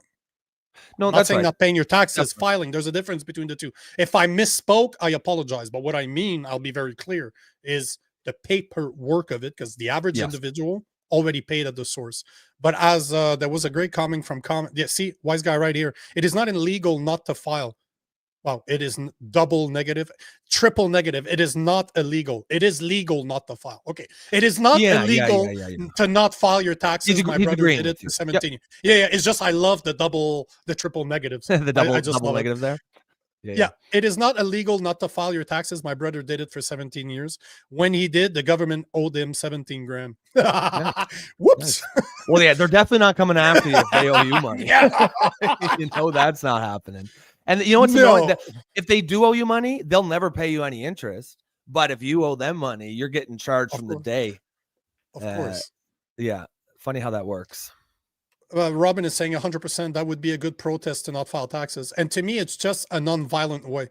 There's not a lot of non-violent way that would actually work against them to make them see that there's an issue.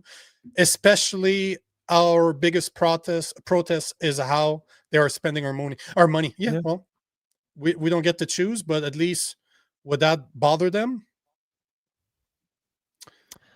Well, it's just you would cripple CRA, right? Yeah. And that's the whole point, because they couldn't handle that much non-filing. At Nico, if they ask to file and you don't, they can freeze your bank account. Are you repeating yourself? They only do that if you owe them a large amount of money. That means you're not paying your taxes. That's not what I'm saying. I'm saying not to file. There's a difference between not filing and not paying your taxes. I'm talking about the paperwork. For the average, of course, there's people out there, like if you're an independent worker and you owe them tax because you're not taxed at the source, oh, fuck yeah, they're going to come after you. There's no fucking doubt that they're going to come after you. What I'm saying for the average people that are taxed at the source, it's just paperwork at this point. Yeah. That's all I'm saying. An hour, 20 minutes in. Do you want to talk about the main subject? Yeah, let's took a while, but we got there eventually. Let's yeah, but I kind of like the idea of us doing a bunch of them. Like, no, I like that. I was actually thinking that as we're doing this, I like this format where we do, spend 45 minutes to an hour doing some mini topics that are just in the news, gives us some like different things to talk about, and then we'll spend the last hour and a half on the main topic. I like that. Or hour.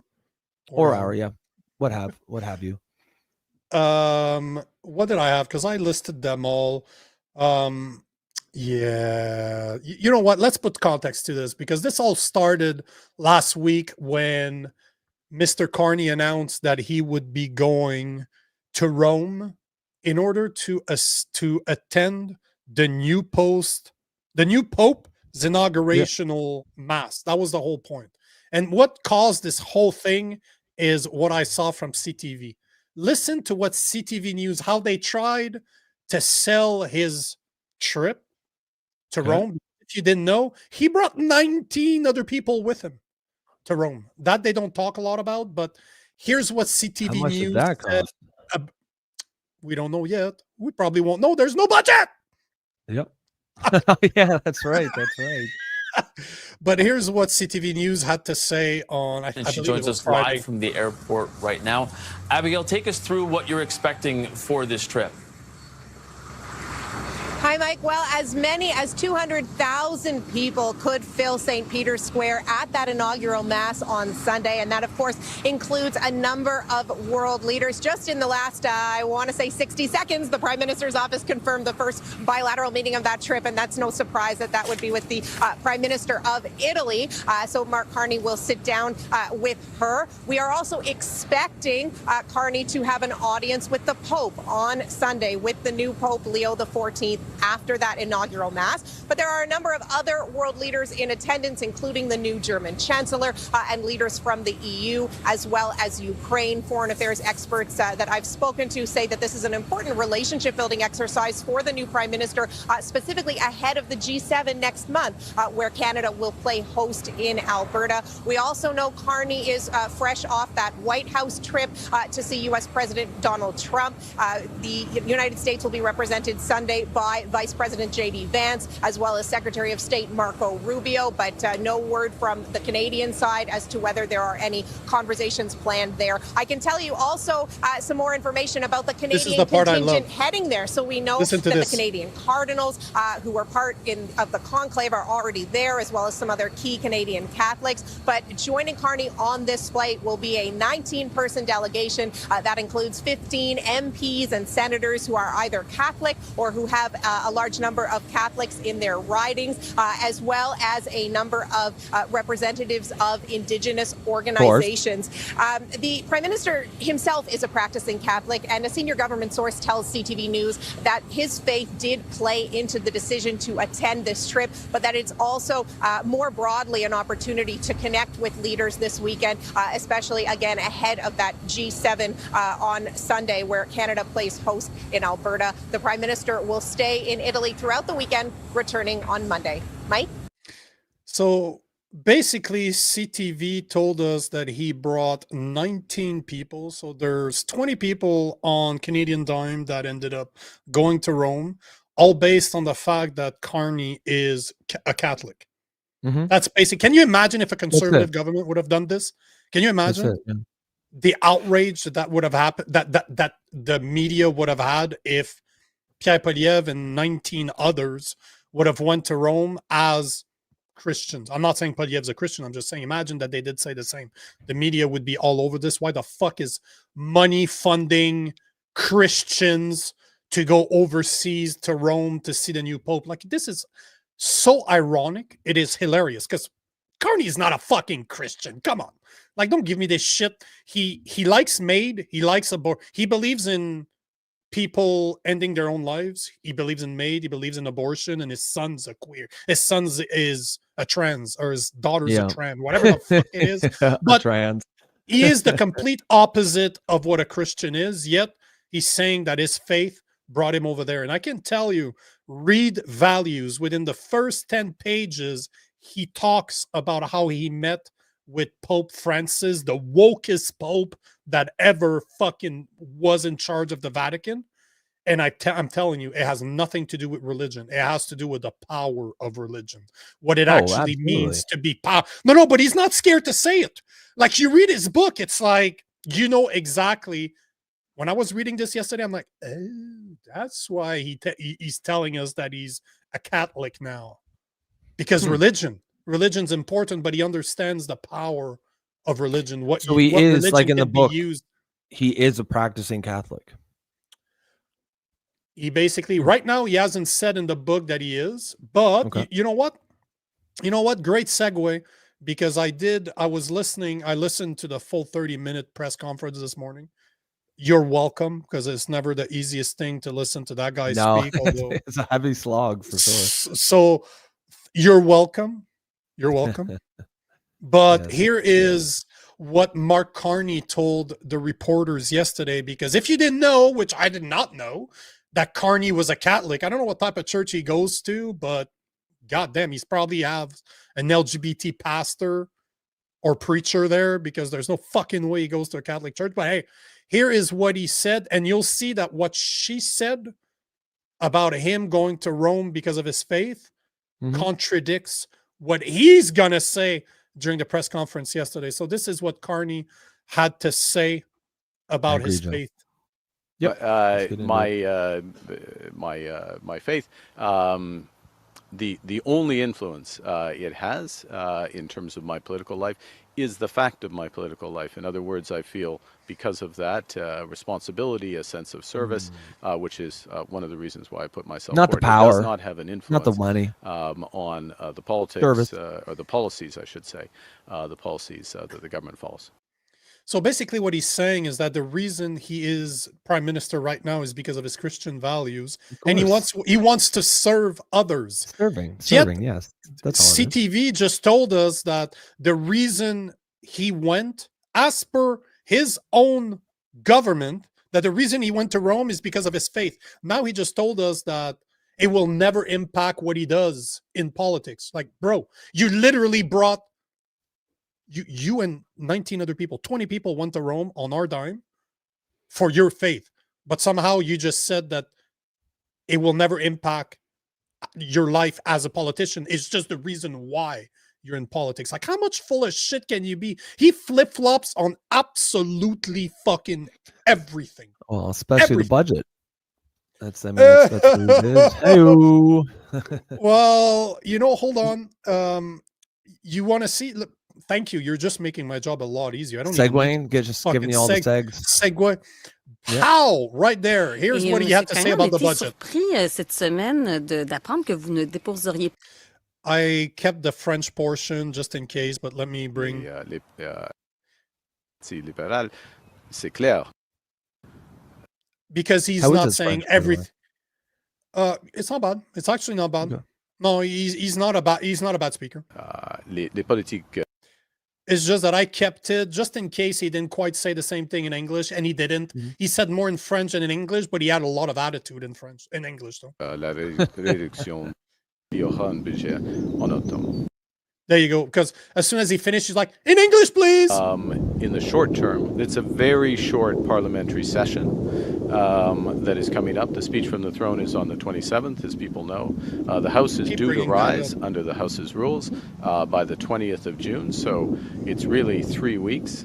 We have some very clear priorities, which, as you know, from following those who followed the campaign, those who followed my remarks, those who followed my opening press conference, would include the federal government taking all the steps it can to help create one Canadian economy out of 13. In addition, initiatives such as the middle class tax cut. But there will be a budget in the fall. Abigail Beeman, CTV News. To that point, with your economic experience as a former governor of two central banks, why not present Canadians with a budget at the very first opportunity? Well, this is in Rosemary, fact based on my economic Look experience. inside There's yourself. not much value in my judgment, and it's considered judgment, and it's judgment based on experience, that there is not much value in trying to rush through a budget in a very narrow window, 3 weeks, with a new cabinet.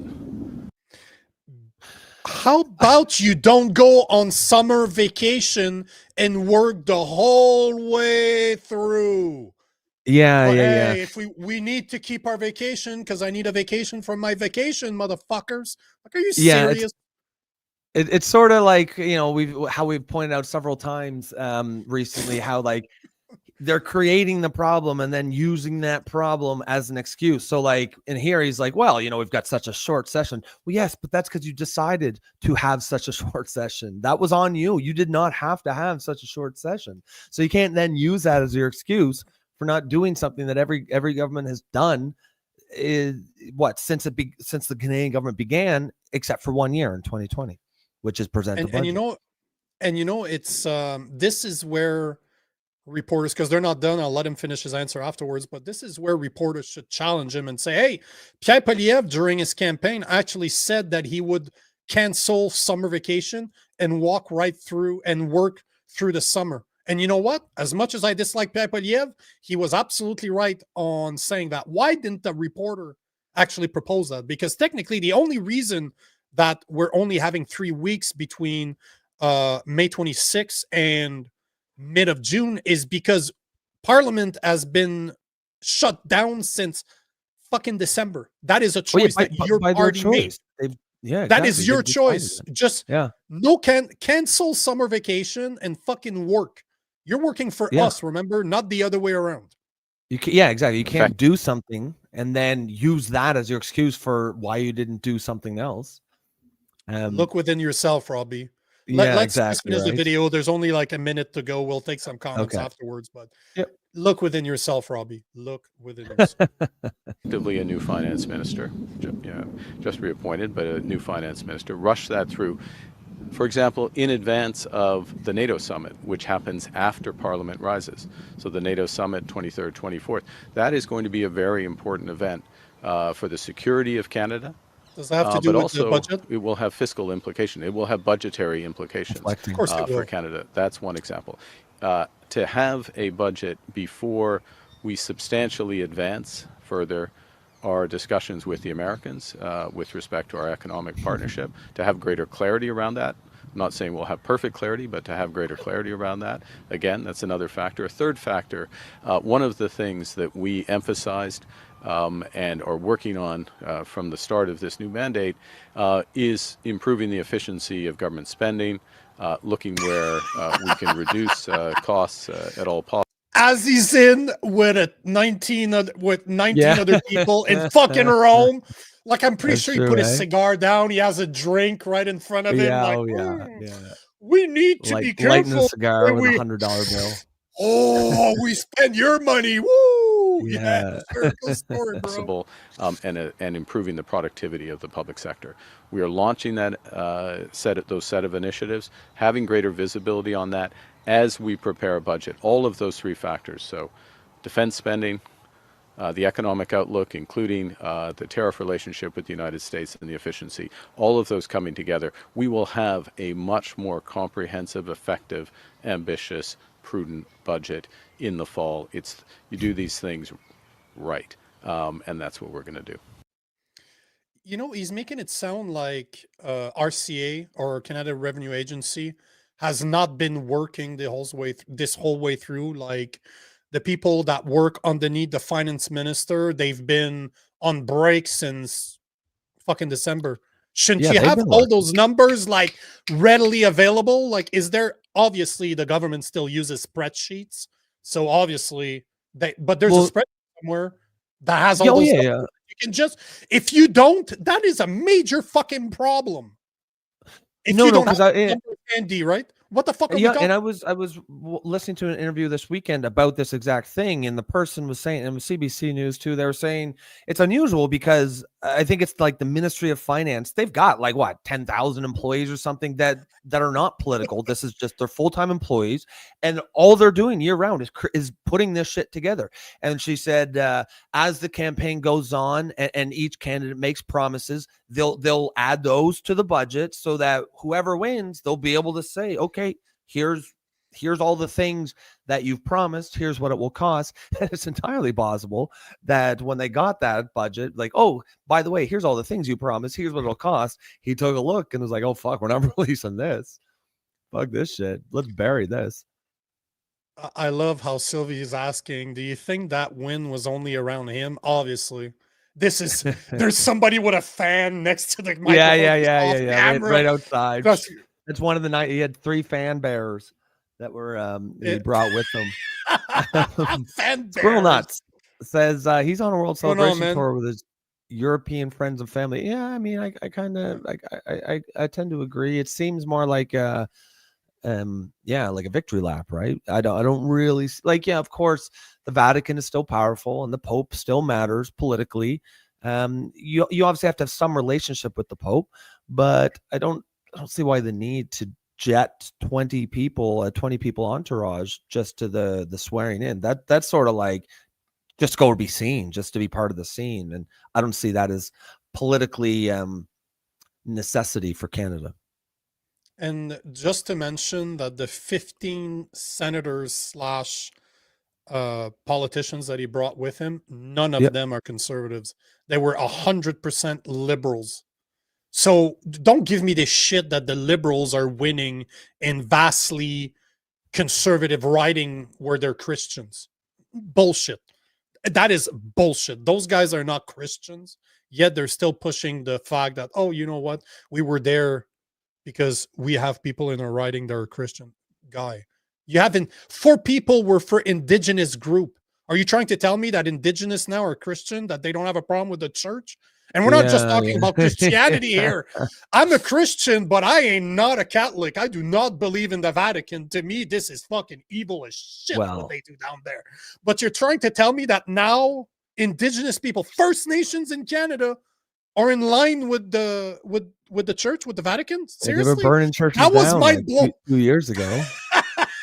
Right? You're telling me, hey, we need to meet the Pope because we love this guy. Like, it's kind of like the indigenous who have been protesting the Alberta sovereignty movement, when it's like 5 minutes ago you were talking about how the government of Canada is like the worst, they're like colonizers, genocide, and blah blah blah, and now they're the best thing ever, and how dare the sovereigntists ever dare leave. So yeah, it's hard to see it as not just naked politics, which is obviously it all is.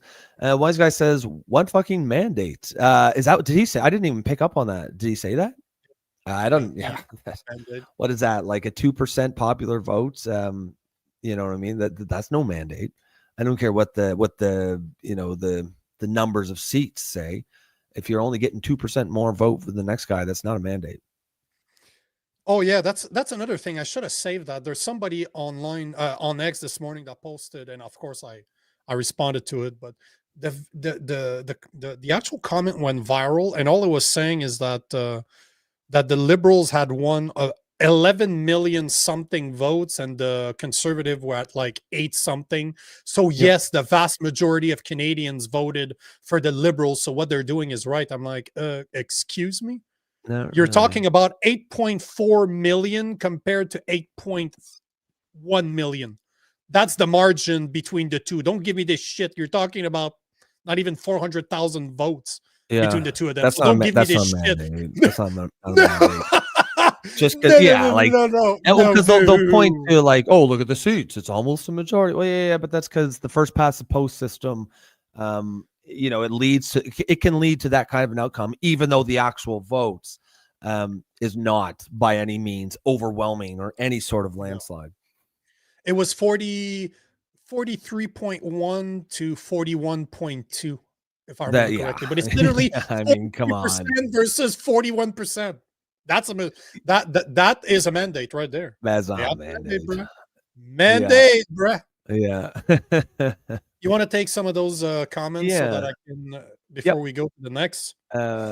Robin says he's a fucking banker. He should have no issues having prepared a budget. A plan is better than no plan. Yeah, I mean that really is his wheelhouse, right? That's his bread and butter. It's his strength. That was the big thing. He was supposed to be the financial guru, the economic expert, and a budget is absolutely he's absolutely part of that. And you're right. He said a plan is better than no plan. A budget is, for lack of a better term, it's a plan. That's exactly what it is.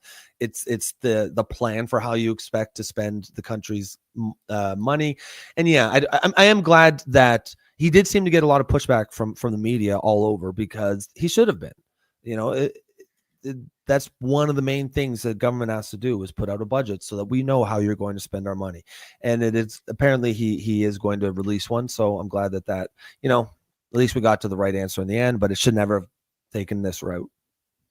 In the fall, we will have. Is that what you say, in the fall, right? Okay. Yeah. Oh yeah, because we only have 3 weeks. But in 3 weeks we have the speech from the throne. As if the actual MPs are doing the budget, right? Like, they're not doing the budget anyways. It's the full-time employees on CRA and the Ministry of Finance that are doing this. They're not on vacation. Well, actually, maybe he's telling us that they are. Maybe that's the whole point of this video. Maybe they're actually telling us, they're proving to us that government workers don't work that hard. Is that what you're trying to say? Because that's what it sounds like. Guys, our employees only work 3 hours a day, 4 days a week. I mean, how do you expect them to do it? Like, whoever's in power, are you telling me that those organizations, those departments of the federal government, have never had to work on a budget before? You've had to produce one every fucking year. Yeah. For the past, dozens and dozens and dozens of years? Well, Is I'm it a pretty sure fucking surprise? since What? Canada became a What? Yeah. country. No, but I don't want to assume. So I'll say dozens yeah. and dozens. But are you trying to tell me that you can't produce one because you weren't sure who was going to be in power? You guys stopped working? It's like, oh, well, they're talking about an election, so let's stop working, stuck our And the thing fingers is, up I our don't noses, and like, and they don't. Like, I'm sure that the course budget was not. made. Of They course just they are. chose not to release it, right? And I guess the question is why? What are you trying to hide? You know, and there's a couple reasons that I could have saw. You know, we thought maybe, as we talked about on the show, maybe it's the fact that there is this equity tax, this home equity tax is going to come down the pipe, and he knows that's going to be really piss off the people who voted him in, and he just doesn't want to. He wants to push that off as long as possible. Maybe it's that. Maybe it's that, you know, when they presented the budget with all the promises made, the numbers were not good at all. And they're like, okay, well, we can't release this just yet. There could be any number of reasons, but it was done for a reason. There was a reason why they're not releasing a budget. And the fact that they backtracked a little bit. But, you know, I still want to know why. Why did they try to slip that through? And the way they just talked about it like it was no big deal, like, oh yeah, everybody does it. No, they don't. that's probably it happened because once. in 2021 during COVID. But you know, it could be that the $20 billion that they're not going to get from the tariffs because during his campaign, Mark Carney basically removed the tariffs on the U.S. Or it could be the fact that they pushed a $33 billion agreement that got funded when Parliament is not even in fucking session. That could be that maybe I'm just throwing some numbers out there, right? Spitballing here. Just saying, just from the things we know, that's a lot of money. We're talking $53 billion right here. That is not where it should be. Putting it up. They're just like, no problem. And I saw a comment that is perfect for this. I think it was somebody, hold on. I think it was Therese that wrote something that really needs to be said. Why is it not showing on? Oh, that's interesting. 545. Why am I not seeing the? Oh, that's interesting. It seems like I'm not seeing all the. Right here. That's the one I'm looking for. So Therese is saying Daniel Smith spending 10 grand to go talk with Trump in the U.S. is the problem. Okay. Exactly. Yeah, that's right. The media was outraged. Daniel Smith is going to meet with That's Trump. Stupid. Like that's just that. Like you got. But doing business. That's the cost of doing business. But it's okay. It's not like the U.S. is the biggest buyer of oil of Alberta, and it's their biggest customer. It's not. No. It's not about that. Yeah. But don't exactly, worry. Right? Don't worry. Our Catholic Prime Minister is going to meet the Pope with 19 other people on taxpayers' money. But that's not a problem because you know what? It's his faith. Although his faith will never. Of course. And the only reason that he chose to be PM is because he's a Christian and he wants to serve the people. That's the only reason. Don't you ever forget that, okay? Robbie, look within yourself. That's exactly right. I'm serving the people, Robbie. Exactly right. I mean, how dare we? We all need to look inside ourselves, I think. You want to take some of those? I got a few more here. PB in AB. It might be your first time here. I don't recall, but if so, great to see you. Peanut butter sandwich in Alberta? Is that what it peanut butter in Alberta? It's a myth that politicians work for us. They take the path to the crown. That's whose agenda they promote and implement. Oh, sorry, take their oath to the crown. I mean, yeah, that's not that's just a fact. You know, if you whether you're in the military, whether you're a politician, you will take your oath to the crown, and that is you know, there's no denying that. I guess the question is how much of that ceremonial aspect actually becomes real power that they wield in Canada. And, you know, I think that's something that as a country, we're going to have to talk about sooner or later. How if we want to cut those ties to the crown, whether they be just ceremonial or if we want to keep going as we are, I think most Canadians would probably, I don't think they care that much one way or the other, but I think more people would rather just say, okay, fuck it, we'll cut it than not. But that probably at some point will come up. I think most of the thing that it's not is a lot of older people have a lot of nostalgia for the crown, and especially Queen Elizabeth, because she was the monarch for so long. But I think now that she's gone, I think a lot of younger people are not really seeing the point of it. But at the same time, it's a choice from what I read, and I could get corrected by a lawyer to make sure that I am telling the truth. But at the same time, we chose to be part of the Commonwealth. As an independent country, we chose to be part of the Commonwealth. And it happens that the leader of the Commonwealth is the leader of the monarch, Canada. Which in this case is King Charles. So it's a choice. So technically, by what I've read and the research that I've done, we could technically quit. It's not going to fucking happen under Carney. That's for damn sure. But no, because he's pretty firm monarchist. Yeah. Bro. Yes, of course. He kisses the cock ring. Not just the ring, like cock ring. The secret one that you don't see. That's these elbows up over there too. Mm-hmm. I think I might have read somewhere he might be a British UK citizen. I don't know if that's true or not, but wouldn't surprise me. I mean, he was the bank of the governor of their central bank. He was in charge of that. Yep. So I mean, obviously he's got extremely close ties. He became a British citizen in 2018. He has Irish citizenship, and I think he has a Canadian one too somewhere. I think so. I think he's Canadian too. I think. Yeah. Oh yeah. I mean, at some point, somewhere he was. Might be kind of Canadian. PB and AB says the horror. Smith stayed at the Marriott. Yeah, that's true. Jesus! How dare she? Got room service too. Oh goddamn! She drank the bottle in the fridge. Hopefully, she understands that porn is free on the internet, right? Yeah. And PB. I had that happen, but I had that happen years ago. We were on the sales kickoff in Toronto. Yeah, and fucking idiot, a guy I worked with, a sales guy, ordered porn off the room service, and we're downstairs checking out, right? And the guy's 6'7", 300 pounds, used to play for the CFL. Hey, Chris Kelly. I'm not gonna name drop you right here, but he fucking ordered porn and expensed it. He had no shame. He fucking expensed porn on his expense report. Bro, just and I'm looking at him, I'm like, bro, what the fuck? Do we live in like the 70s? Like, you do realize women shave down there nowadays, and porn's available online. Like, fuck, what the fuck, man? Who orders porn on a sales it's like $40 too, right? And he tried to expense it. And he fucking did expense it. Like, who the fuck expenses porn? At least keep it to yourself. Don't brag about this shit. If you have the nostalgia, you want to masturbate in front of the TV because it's nostalgic or something. Yeah, that's that's on you, bro. But he expensed it. Fuck. Yeah, just telling everyone. Yeah, telling everyone he's gooning up there. Hey, PB in Alberta. It is your first time. Welcome. Hopefully you stick around. As you guys can see, which is actually a good segue into our brief little pitch here.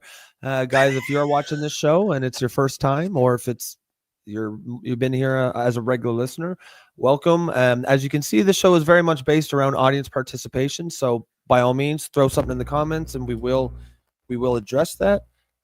If you do want to support us, if you think there's hold on, I'm getting some feedback in my mic. Okay, there we go. If you do want to support us, if you think there's value in this space, kind of a place where just common sense people get together and talk about things, whether you're on the left or the right, your voice is always going to be respected here. You can join a membership through YouTube. That is, I believe, $2.99 a month, and that will give you priority comments here on the show and also access to the Discord server where we continue the discussions, the kind of the whole vibe of what we do here on air, 24/7 over there. So yeah, if that's something that you think is worth supporting, if you appreciate what we're trying to do, the community we're trying to create, that is the best way to support us. But of course, as long as you're here and commenting, that also helps as well. And it's worth mentioning that I run it and I'm a conspiracy theorist, so there's no censorship there.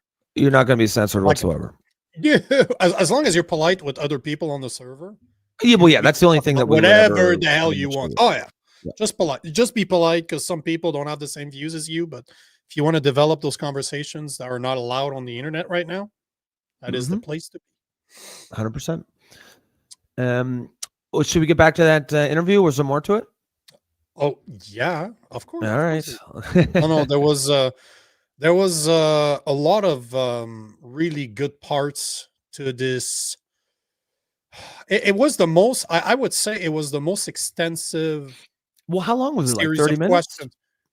30 minutes, and there's some stuff I didn't cut. Like there's probably 10 minutes I didn't put in there just because it wasn't too relevant to what we talk about. But all to say that there's there's 3 more videos. So we either talk about Russia/Ukraine, we either talk about house pricing in Canada, or we talk about JD Vance. You pick one. We're gonna see him, all of them, but pick one. Yeah, okay, let's start with house pricing.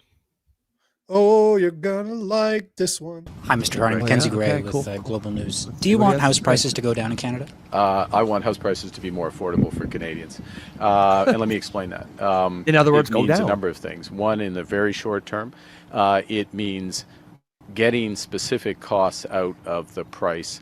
So for new home buyers, as many people know, and I want everybody to know this, cutting GST on homes, new homes, and ensuring that particularly younger Canadians get the benefit from that. So that's the first thing. The second thing we want is to strip out, and we will do, put in place measures so to strip out, in fact, half the development charges for construction on homes. So again, another measure that in the near term will lower the cost of new term homes, and those lower costs should be passed on to home buyers. The third thing we think needs to happen, and we'll do at scale, is to help develop a much more efficient home building industry in Canada. What do you think that is? Modular fabricated homes that Mark Carney's investment group has a $5 billion investment in. Just throwing it out there. I don't know. Just came to my mind. Just a totally random thought. There's no way. There's no way that's what he meant. No way. Prefab homes. No. Yeah, when he's in a blind trust, so we can't ask. Yes, as Robin says, modular homes. As Sylvie And says, tiny Sylvie homes. says, tiny homes. It's and how coincidental that he's got a $5 billion investment in companies that make those. But you can't ask him that because it's in a blind trust, and you'll have to look inside yourself, Rosemary. I was just going to say, Robbie, stop it. Look within yourself. But look at him becoming very snippy when he I love this part. It's my favorite part because the reporter challenges him, and look at him again. King Carney is not a big fan of being questioned, and here we are. Canada on a path to a broader doubling of the rate of home growth in Canada. So all of those factors are going to help to improve affordability. The exact level of house prices, of course, is going to be a function of a variety of factors, including where incomes grow. But the key is that we're building new homes, and the purchase of new homes becomes less expensive, absolute, without question. I just want to figure out where you are, because I didn't hear yes or no there. We did hear yes or no from Gregor Robertson, though. He said no. So where do you stand on that? Well, it's not first off, it's not a yes/no question. It's not a yes/no question. It was for him. No, I'm answering the questions right now if I can. This guy. Because it's a question which relates to different time horizons, and it relates to different houses. So we are cutting GST on new homes. Okay. So that affects the price of new homes. That affects the cost, is a better way to put it. The all-in cost for people. It's up to $50,000 savings on the average home price. A little more than that, actually, if you look at the greater Toronto area. So there's significant savings for people. Measures to reduce development charges over the course of the next 5 years. For the next 5 years, cut those development charges in half. Those lower the cost for those homes that are built over the course of the next 5 years. Those savings will be passed on to people. So we're not building enough houses right now, but we're going to make it easier for them to actually build them. What about the existing houses? That is the major part of the housing market. What about those houses? Do they not get anything? Those don't count. Like, no mention of immigration either. No mention of anything that matters. Just, you know what? We're going to cut the GST $50,000. Oh yeah, awesome. Most of the places are above 500 grand right now to buy. So you're basically saying we'll lower our cut by 10%. That's it. That's what you got. This is what's going to make it more affordable for people, is that GST. Really? That's it? That's all you got? Like, he's not addressing the problem at all. He's like 100%. He's doing the He's doing the dance. He's being a Carney. He's doing the dance. He's giving us a show. Yeah, you're right. And he's trying to thread a needle that is essentially impossible to thread, where, if you'll notice, he will never say we want to lower housing prices. He'll say something like, we want to make it more affordable. But the fact of the matter is, he's trying to somehow make housing prices more affordable while keeping housing prices high in order to protect the wealth of the boomers, right? That's what he wants to do. And okay, if that's that's your prerogative if you're the government, and you just decide, okay, we're gonna benefit this constituency over this one, that's fine, but just be open about it.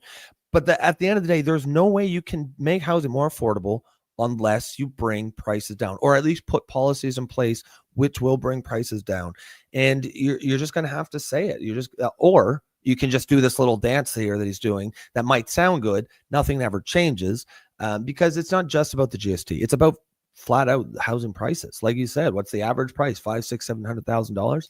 Yeah, you can take away the GST, but that's still a $700,000 house. So there's just no way that you can solve this crisis without reducing the overall price of housing. And that's an unpopular thing to say politically, especially for a guy who was just elected on the, primarily by the boomer vote, who is mostly the people who own houses in Canada. So, it's again, on the one hand, it's a tricky place to be in, but you just kind of got to stop doing the dance and just say one way or the other, no, we're going to keep housing prices high in order to protect the wealth of homeowners. That's a policy. I probably wouldn't agree with it, or I definitely wouldn't, but that's at least a policy. That's his prerogative. But this trying to straddle the line here in a way that is impossible, it's just, it's kind of what we rail against all the time here, is this politics as usual, politicians politicking. And I don't, hopefully people see through it, but one way or the other, you got to shit or get off the pot on housing. You have to lower prices or keep them high. Those are your only options. You can't be like, oh no, we'll keep prices high, but affordability will become more affordable. That's a nonsensical thing to say. Wait, I'm happy you said that, because he does mention it. Listen to this. The overall level of housing prices, though, is not so that amount of activity is not enough necessarily to affect the overall level of house price. It does affect those types of homes and people who can buy those types of homes. Once we increase as a country the rate of home building, then that is going to make home prices much lower than they otherwise would be, but that's a medium-term effect. And so that depends where house prices would have otherwise been at that point. So look, the economy, it'd be lovely if we could always give very simple yes/no questions, up/down question answers to economy, but we're talking about time horizons. What the core issue is, the core issue for younger Canadians, for all Canadians, is that the level of house prices goes down relative to their incomes. So the affordability goes up for them, and both in the medium term and the longer term, that's what we're looking to do. Thank you. He said fucking nothing. I was just gonna say nothing. And you know what? A whole lot of words to say nothing. I'm fucking reading his book right now, and he knows what he's talking about in his book. Like, he's playing dumb right now. He is just like, with his fucking hands. I was watching that, and I'm like, the wind is coming. I don't know. He's very good, because he's brilliant. I'm telling you, it's scary how smart that guy is. He knows what he's doing, and he wants Marxist policies. Like, we will, from now on, we have rebaptized Mark Carney to Mark's Carney, because this is exactly what he is. This is what he believes in. And all that spill he just gave us is bullshit. He's acting dumb, but he ain't fucking dumb. This ain't Justin Trudeau we're seeing here. Justin Trudeau was dumb. He did not know what the fuck he was talking about unless somebody told him. He was the equivalent of Kamala Harris in the US. That dude is not Justin Trudeau. That dude is fucking smart. He knows what he's doing. He's playing the crowd, and those fucking people that voted for him are believing this shit. But he said nothing. And as PB in Alberta said, you're absolutely right. This is his plan. They'll own it. And you'll have nothing. This is exactly what Carney. You will have to be happy, but unfortunately, you're gonna have to be happy on the bugs, because that's what you're gonna end up fucking eating. On the bugs. Yeah, you have to be happy, or you'll be. They'll make you happy. So they. And we're not talking elbows up here. No, we're talking ass up, face down, and ass up. Oh yeah, that's what we're talking about. Sasquatch says my buddy bought a home on 25 acres in Tennessee a year ago, paid $450K. That sounds really good. Five bedroom, 3,500 square feet. Yep. I've seen some like listings. Just you see it on X or social media once in a while, just to sort of show what some of, like, especially in the States, like Houston area, like suburbs of Houston, beautiful homes for like. I don't know, 350, 400,000, like what seems very reasonable. So, you know, there is a housing crisis, I think, all over the West, but it does seem for a few different reasons. It seems to be very specifically centered in Canada, and there's some reasons for that. There's some, a lot of Chinese money coming from the West Coast certainly factors into it. Certainly the policies that are designed to keep the value of the housing prices high in order to protect the wealth of homeowners. But yeah, it's not. It seems uniquely bad in Canada. Some of the homes you see in the States, I mean, fuck, it makes you wonder maybe if you should maybe it's time to pack up and move down there. I can tell you, as somebody that spends half my time in the US, it is true that it is a lot cheaper. And Tennessee is not a cheap state. I spend a lot of time in Tennessee, love Tennessee, but Tennessee is not even considered a cheap state. So 450 grand for 25 acres is not that cheap in the US. It's not expensive compared to what you can get here. It's fucking cheap compared to what you can get here. But what I'm saying is that it's not considered a cheap state. If you go to Alabama, which is to the south, connected to Tennessee to the south, where I spend a lot of my time, bro, for 450 grand, you can own a slave house. You know what I mean? Like the slave owner house. The plantations with the pillars. Oh yeah, the plantation houses. That's what you can buy, and for a lot cheaper than that. So the point is that it's our economy that's completely fucked. And if you look, and I believe that we are by far the most expensive in the G7, if not the most expensive in the G20 when it comes to housing price. And don't forget the GDP fact, or the GDP sheet that we've literally showed every day during election time, where unlike the US, we grew over the past 10 years, our GDP grew 1%. The US grew something between 19 to 21%. So 20 times what Canadian GDP has grown. And our housing market is more expensive than in the US. It's insane. Like, there is no way people out of school that just got a job can afford a house. And I believe, like, there was a comment about this, and I'm pretty sure it's bang on.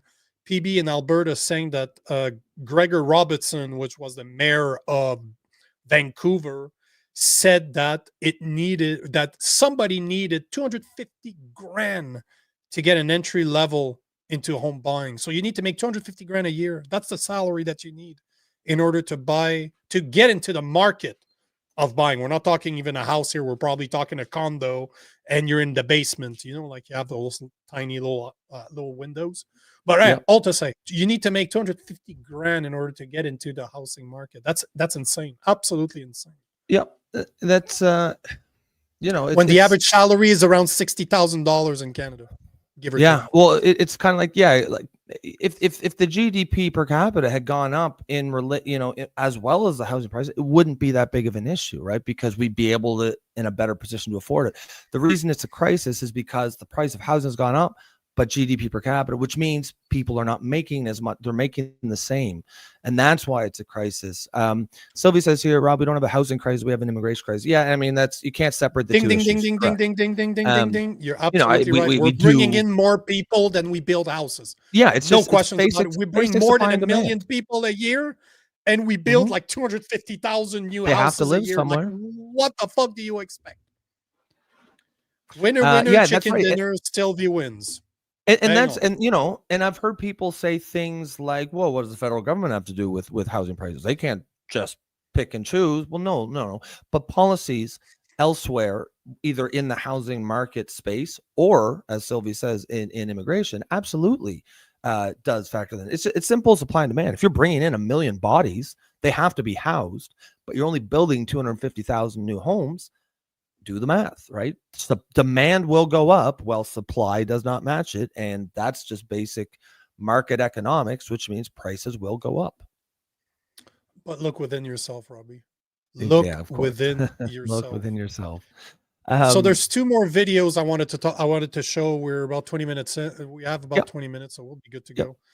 Sasquatch, just quickly take this comment. Invest in Brookfield. They're about to make a bunch of money. And that's funny, but I mean, in some ways, that's the way to make the way the system work for you. If you know it's broken and you know which direction it's broken in, just invest in that, and you can at least piggyback onto the corruption, right?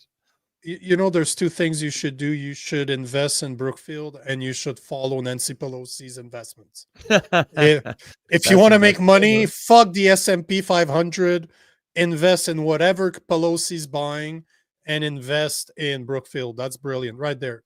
You will make money. You're there's right. 2 more videos I took out of his press conference that he held in Italy yesterday on payer's dime. Don't worry, he's trying to save us money. So he's working. Thank God he's fucking working while he's in Italy. Oof, you know how, thank you. Thank you, Mr. King Carney, for at least working while you're on a business trip.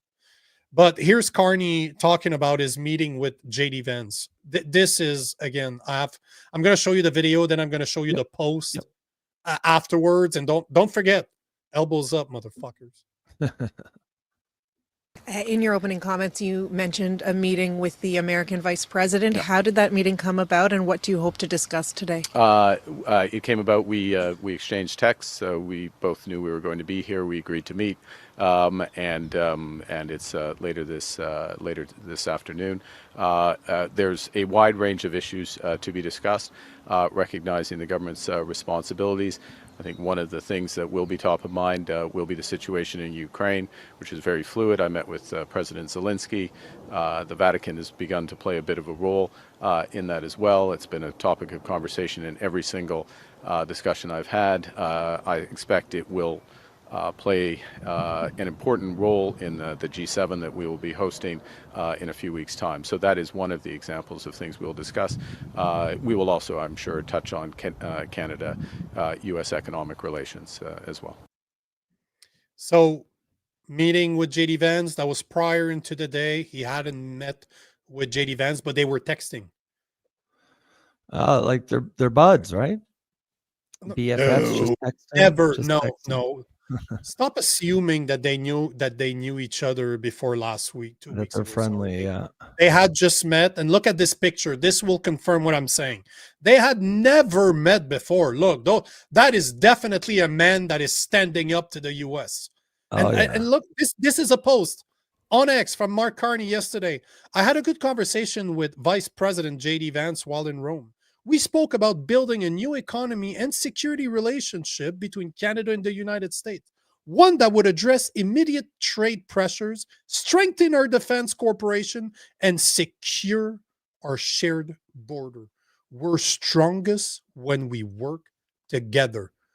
Elbows up. I will stand up to Trump because he's fucking us. The reason our GDP is so low, the reason our economy's been down the drain for the past 10 years is not because of liberal policies, but because of the big, bad orange men down south. Yet, here he is having a very cool meeting, it seems like, with JD Vance. That looks like a man that is standing up for Canadian rights right there. Like, what the fuck are we doing here? Like, how can he post pictures like that and he's not being called out by the left at all? The left's like, oh, wow, look at that. He's actually working for us right now. Wow. Well, I mean, yeah, that's where I see the hypocrisy. Like, the fact of the matter is, the way that he's being now, that's the way he should be. Like, he should be friendly with, but it's just funny because the entire reason he was elected was the whole, stand up to Trump, elbows up, and to get elected on that platform and then immediately shift. It's hard not to be cynical about it.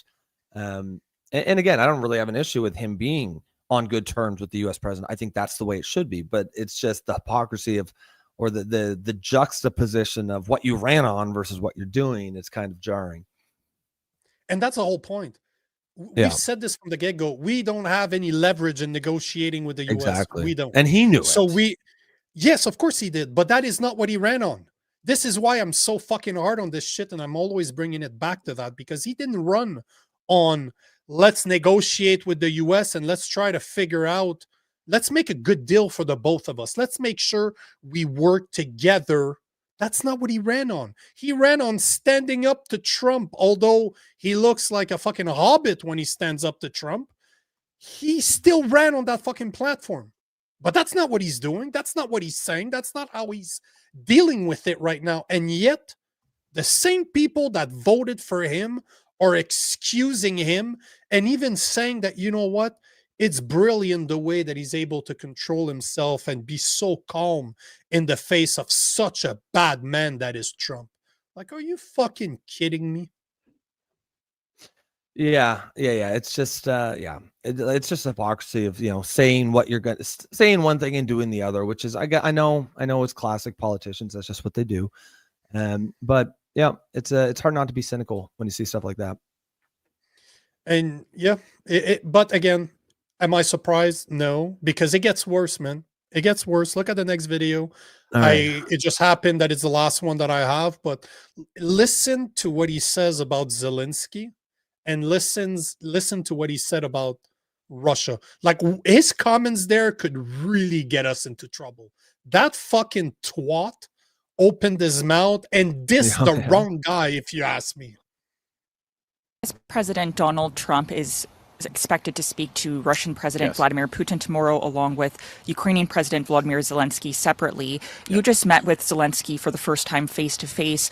Do you believe there is an opening here for peace? And are you expected to speak to Trump following those discussions tomorrow? Yes. So the first, is there an opening for peace? I'll just say absolutely clearly that President Zelenskyy has made it very clear that he is open for peace. He agreed to an unconditional, America put on the table a 30-day unconditional ceasefire proposal. Ukraine agreed, the Coalition of the Willing, which Canada is a member. We backed it. President Zelenskyy responded to the opportunity to meet face-to-face under President Erdogan's leadership, meet face-to-face with President Putin in Istanbul. He went to Istanbul, again, in a search for peace. So he's demonstrating the willingness to do that. He absolutely has our backing. There is a path for peace. The obstacle to peace is Putin. The reason we have a war is Putin. The obstacle for peace is very clearly President Putin and Russia's aggression. And President Trump's further engagement with President Putin directly is welcome. Independent of these discussions, I'm sure I will be speaking with the president in the future. Yes. Do you have a call scheduled with him tomorrow? I don't have one scheduled. I don't have a call scheduled with the president tomorrow. I'm seeing the vice president today. It's enough. It's enough. I mean, that's enough for me for the moment. Thank you. So he basically said that Russia's the problem, that Zelenskyy has agreed to everything. He basically just called out one of the top 3 superpowers in the world, saying that they were the problem, with no fucking army to back up his fucking mouth. That's what I'm seeing here. Yeah. You got a fucking jackass basically calling Putin the aggressor. However you feel about it is irrelevant. You're representing a country. Shut the fuck up. You don't get to insult Russia because you know what, bro? We don't have what it takes to defend against Russia. No, we just don't have. I don't know why we would have a say in this at all. We don't have any military might to back this up. I just don't see this as in the wheelhouse of Canada's interests whatsoever. Obviously, America is going to do what they're going to do, but they can back it up. They have a stick to go with the words, but I don't know why he's going to. We don't have a say in it. There's nothing we can do. I don't see it useful at all to just sit there and spout off. Let the power players who actually have power deal with this, and maybe we should just sort of sit this one out, because this ain't it for us. But it gets worse, man, because before you take some of the comments, listen, Yep. He posted 2 videos yesterday over the weekend that are just, to me, that are just fucking insane. So yesterday he posted, on Saturday, I believe he posted this.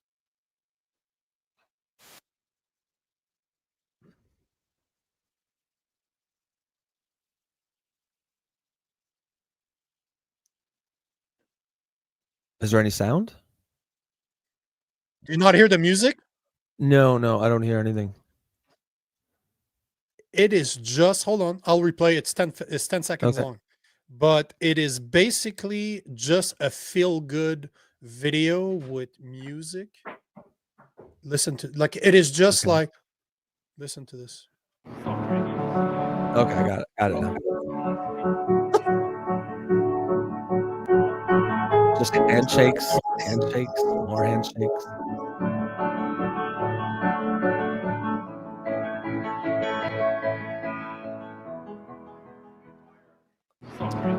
But listen to this. Hold on.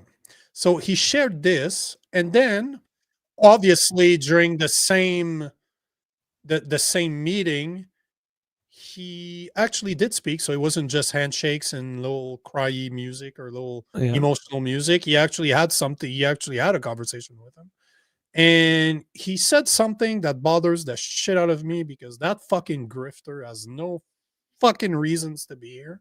But here is what Carney said about the G7 next month that is taking place in Alberta. And one last point, I very much look forward to welcoming the President to Canada in less than a month for the G7 summit.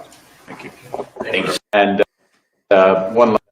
Why is he coming to the G7? Why is the grifter?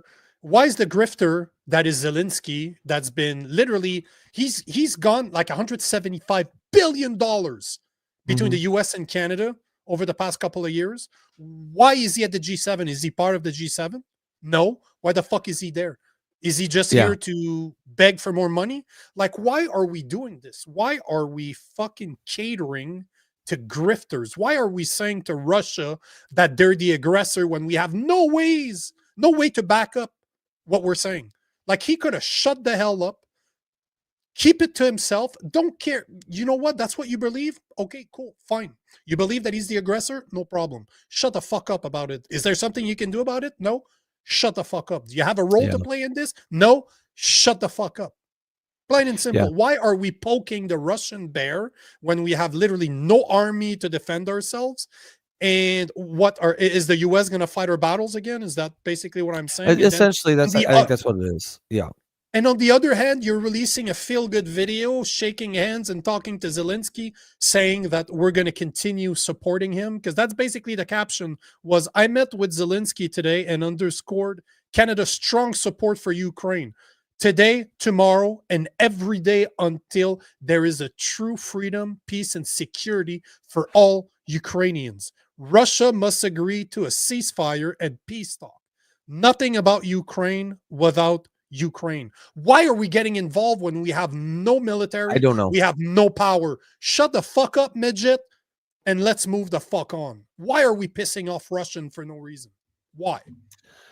Yeah. I mean, and that's I don't. There's no need for it. We don't have any leverage. There's no. We just don't have the space for it. Like this is the stuff for the global power players, and we need to know our role. We are not that, and it ain't us. It ain't We're us. not even holding right? the gate. Like we're not even holding the door. Obviously we're elbows up. We're giving blowjobs right now. Yeah, That's exactly. all Right. Carney And should be doing. Obviously, traditionally, we are the little kid on the playground with the big brother, and we go and do whatever we want because exactly, right. I want to be part of this, guys. Big brother to back us up, but like when the messaging is different from Big Brother, because like America's not saying these things, right? They're very clearly not so pro Zelenskyy as Canada is. Then we need to shut the fuck up because that's our only cover. That's like, when our messaging is on par with them. Okay, well, that makes sense because that they're probably, we do have their cover. We do have their protection if something goes down, but not now, like not in this situation because our messaging is separate from America. So we're trying to play the role of the big dick, but we don't got one. We've got a small dick. And there's nothing wrong with that. You just need to know how big your dick is. And, it seems like we don't. PB and AB says Carney falls in a proud line of politicians clapping and glad handing Nazis. Yeah, I mean, if you want to get into like the moral aspect of it, you can't ignore that side. And I don't think this is I don't blame Ukraine for defending themselves. I don't, I don't think I just think we just need to stay out of it. It's not where our interests lie. I think that, the global power players like America and even China, they're the ones that are going to sort this out. It's not up to us. And especially if our messaging is different from what Big Brother's is, then we probably need to check ourselves. Why he's coming to the G7, you know what that is for. That's just a stick in Trump's eye. And I don't like that. What is the point of it? What is it? It doesn't benefit you whatsoever. It doesn't benefit us. It just pisses off the most important, our most important ally. And there's a time and a place when we're going to have to piss America off.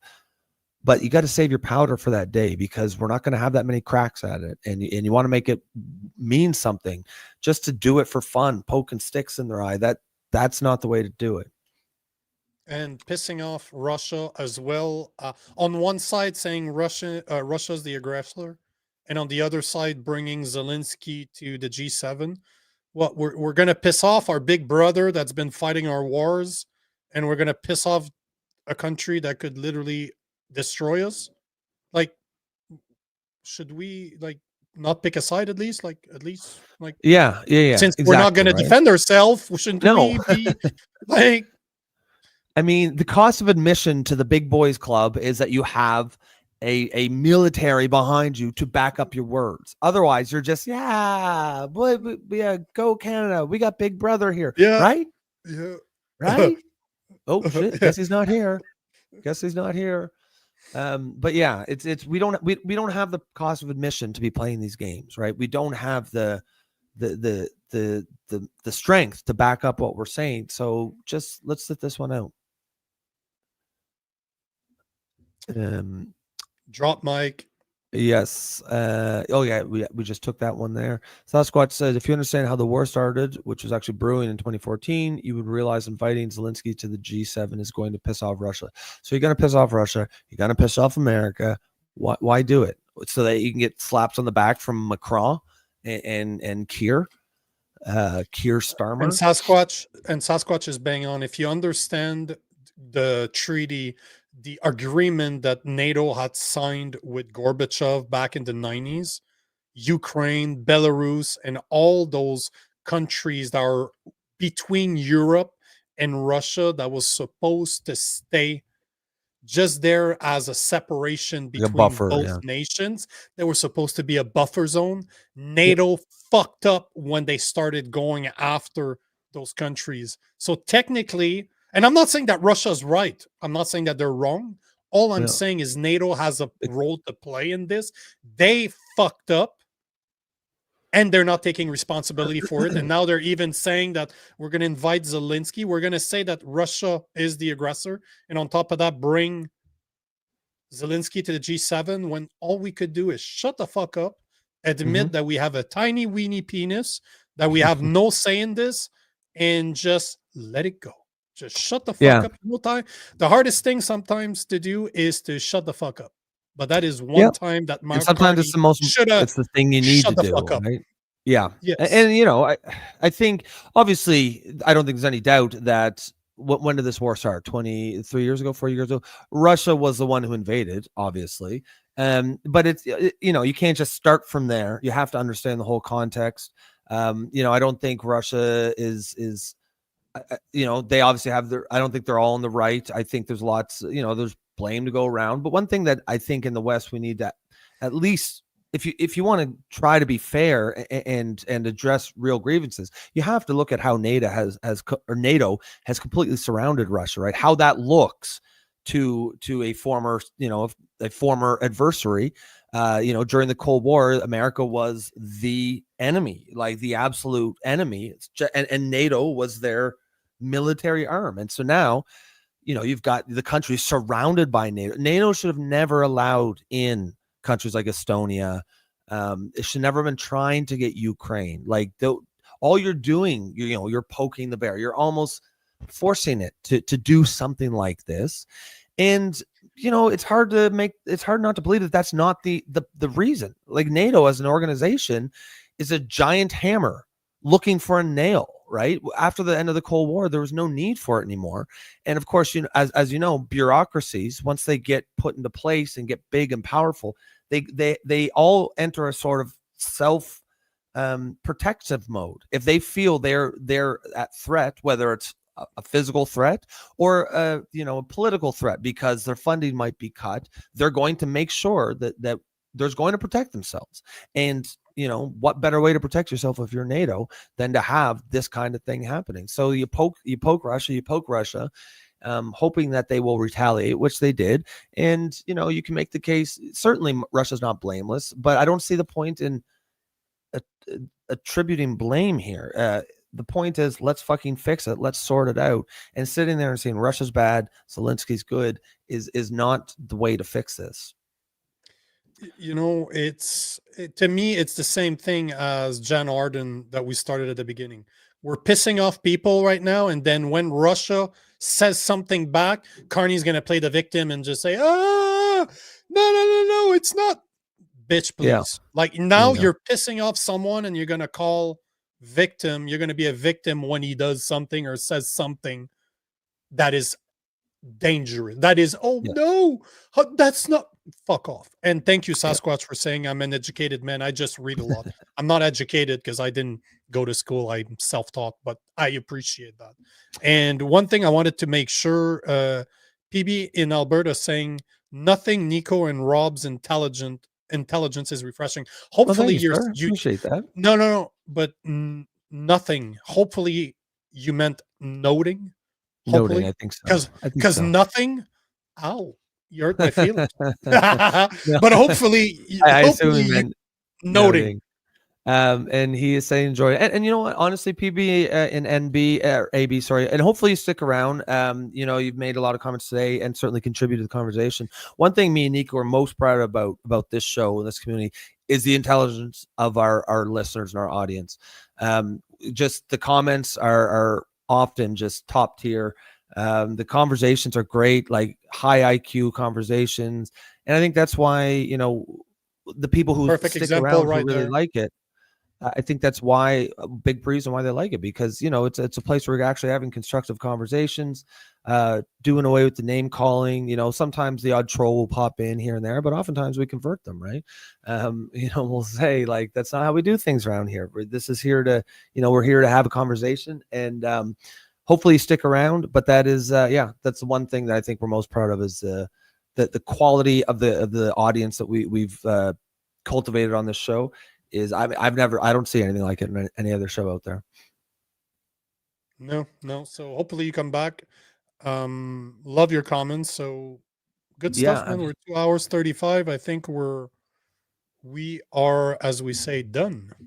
Yeah, I think we'll probably end there. What are we at? 2:30? Yeah, right, bang on. Guys, as always, thank you for being here with us. You could have been anywhere in the world today, and you chose to be here with us, and we appreciate that. As you see, if you're a first-time listener, the show is heavily geared towards audience participation, and so if that's your thing, definitely you found a place here. Please come back. Throw out your comments, contribute to the community, because that's all we're really trying to do here, is just to create a space for like-minded people like us. And when I say like-minded, it really isn't about your politics or your values. Well, I guess values, yeah, but it's not about your politics. You can be right, you can be left. As long as you're just approaching every issue from a common sense perspective in good faith, this is a place for you. You have a home here. As Sasquatch says, great show, guys. Become a member and join the Discord, bitches. Yeah, that's the best way to support the show, is become a member. I think it's, if you're watching on YouTube, I think it's like a join button, right? Is that what it looks like? No, it should just be membership. Membership. Okay, yeah, it's $2.99 a month. Yeah, it'll give you access to the Discord server, which is, I believe, well, you can see it right here in the bottom right. But it's basically the same, the same cast of characters here, over there, just continuing the conversations. And if you unlike probably most shows, our audience really has a huge say in the content that we talk about. As Nico pointed out, what did that come from? Robin? Was that someone from the Discord had mentioned the interview that we spent the last hour discussing? But that's how a lot of this content goes. People will bring stuff up and we'll say, oh shit, yeah, no, that's cool. And then we'll talk about that there. Even if it's during the show, you can. We do it live too, yeah. Yeah, we'll do it live too. But yeah, guys, if that is your, if that's you appreciate that kind of a space, that kind of a show, then you found a home, I think. Hopefully we'll see you again. Guys, have a great night. Remember to like and share if you are on X. But also, if you are, and you for some reason, there's no reason why you would avoid YouTube. I know some people just have an anti-YouTube thing. Most of the action does happen over on YouTube, so be sure to check us out over there as well. Guys, with that, I think we will wrap it up for today, and we will catch you tomorrow. Same bat time, same bat channel. Peace.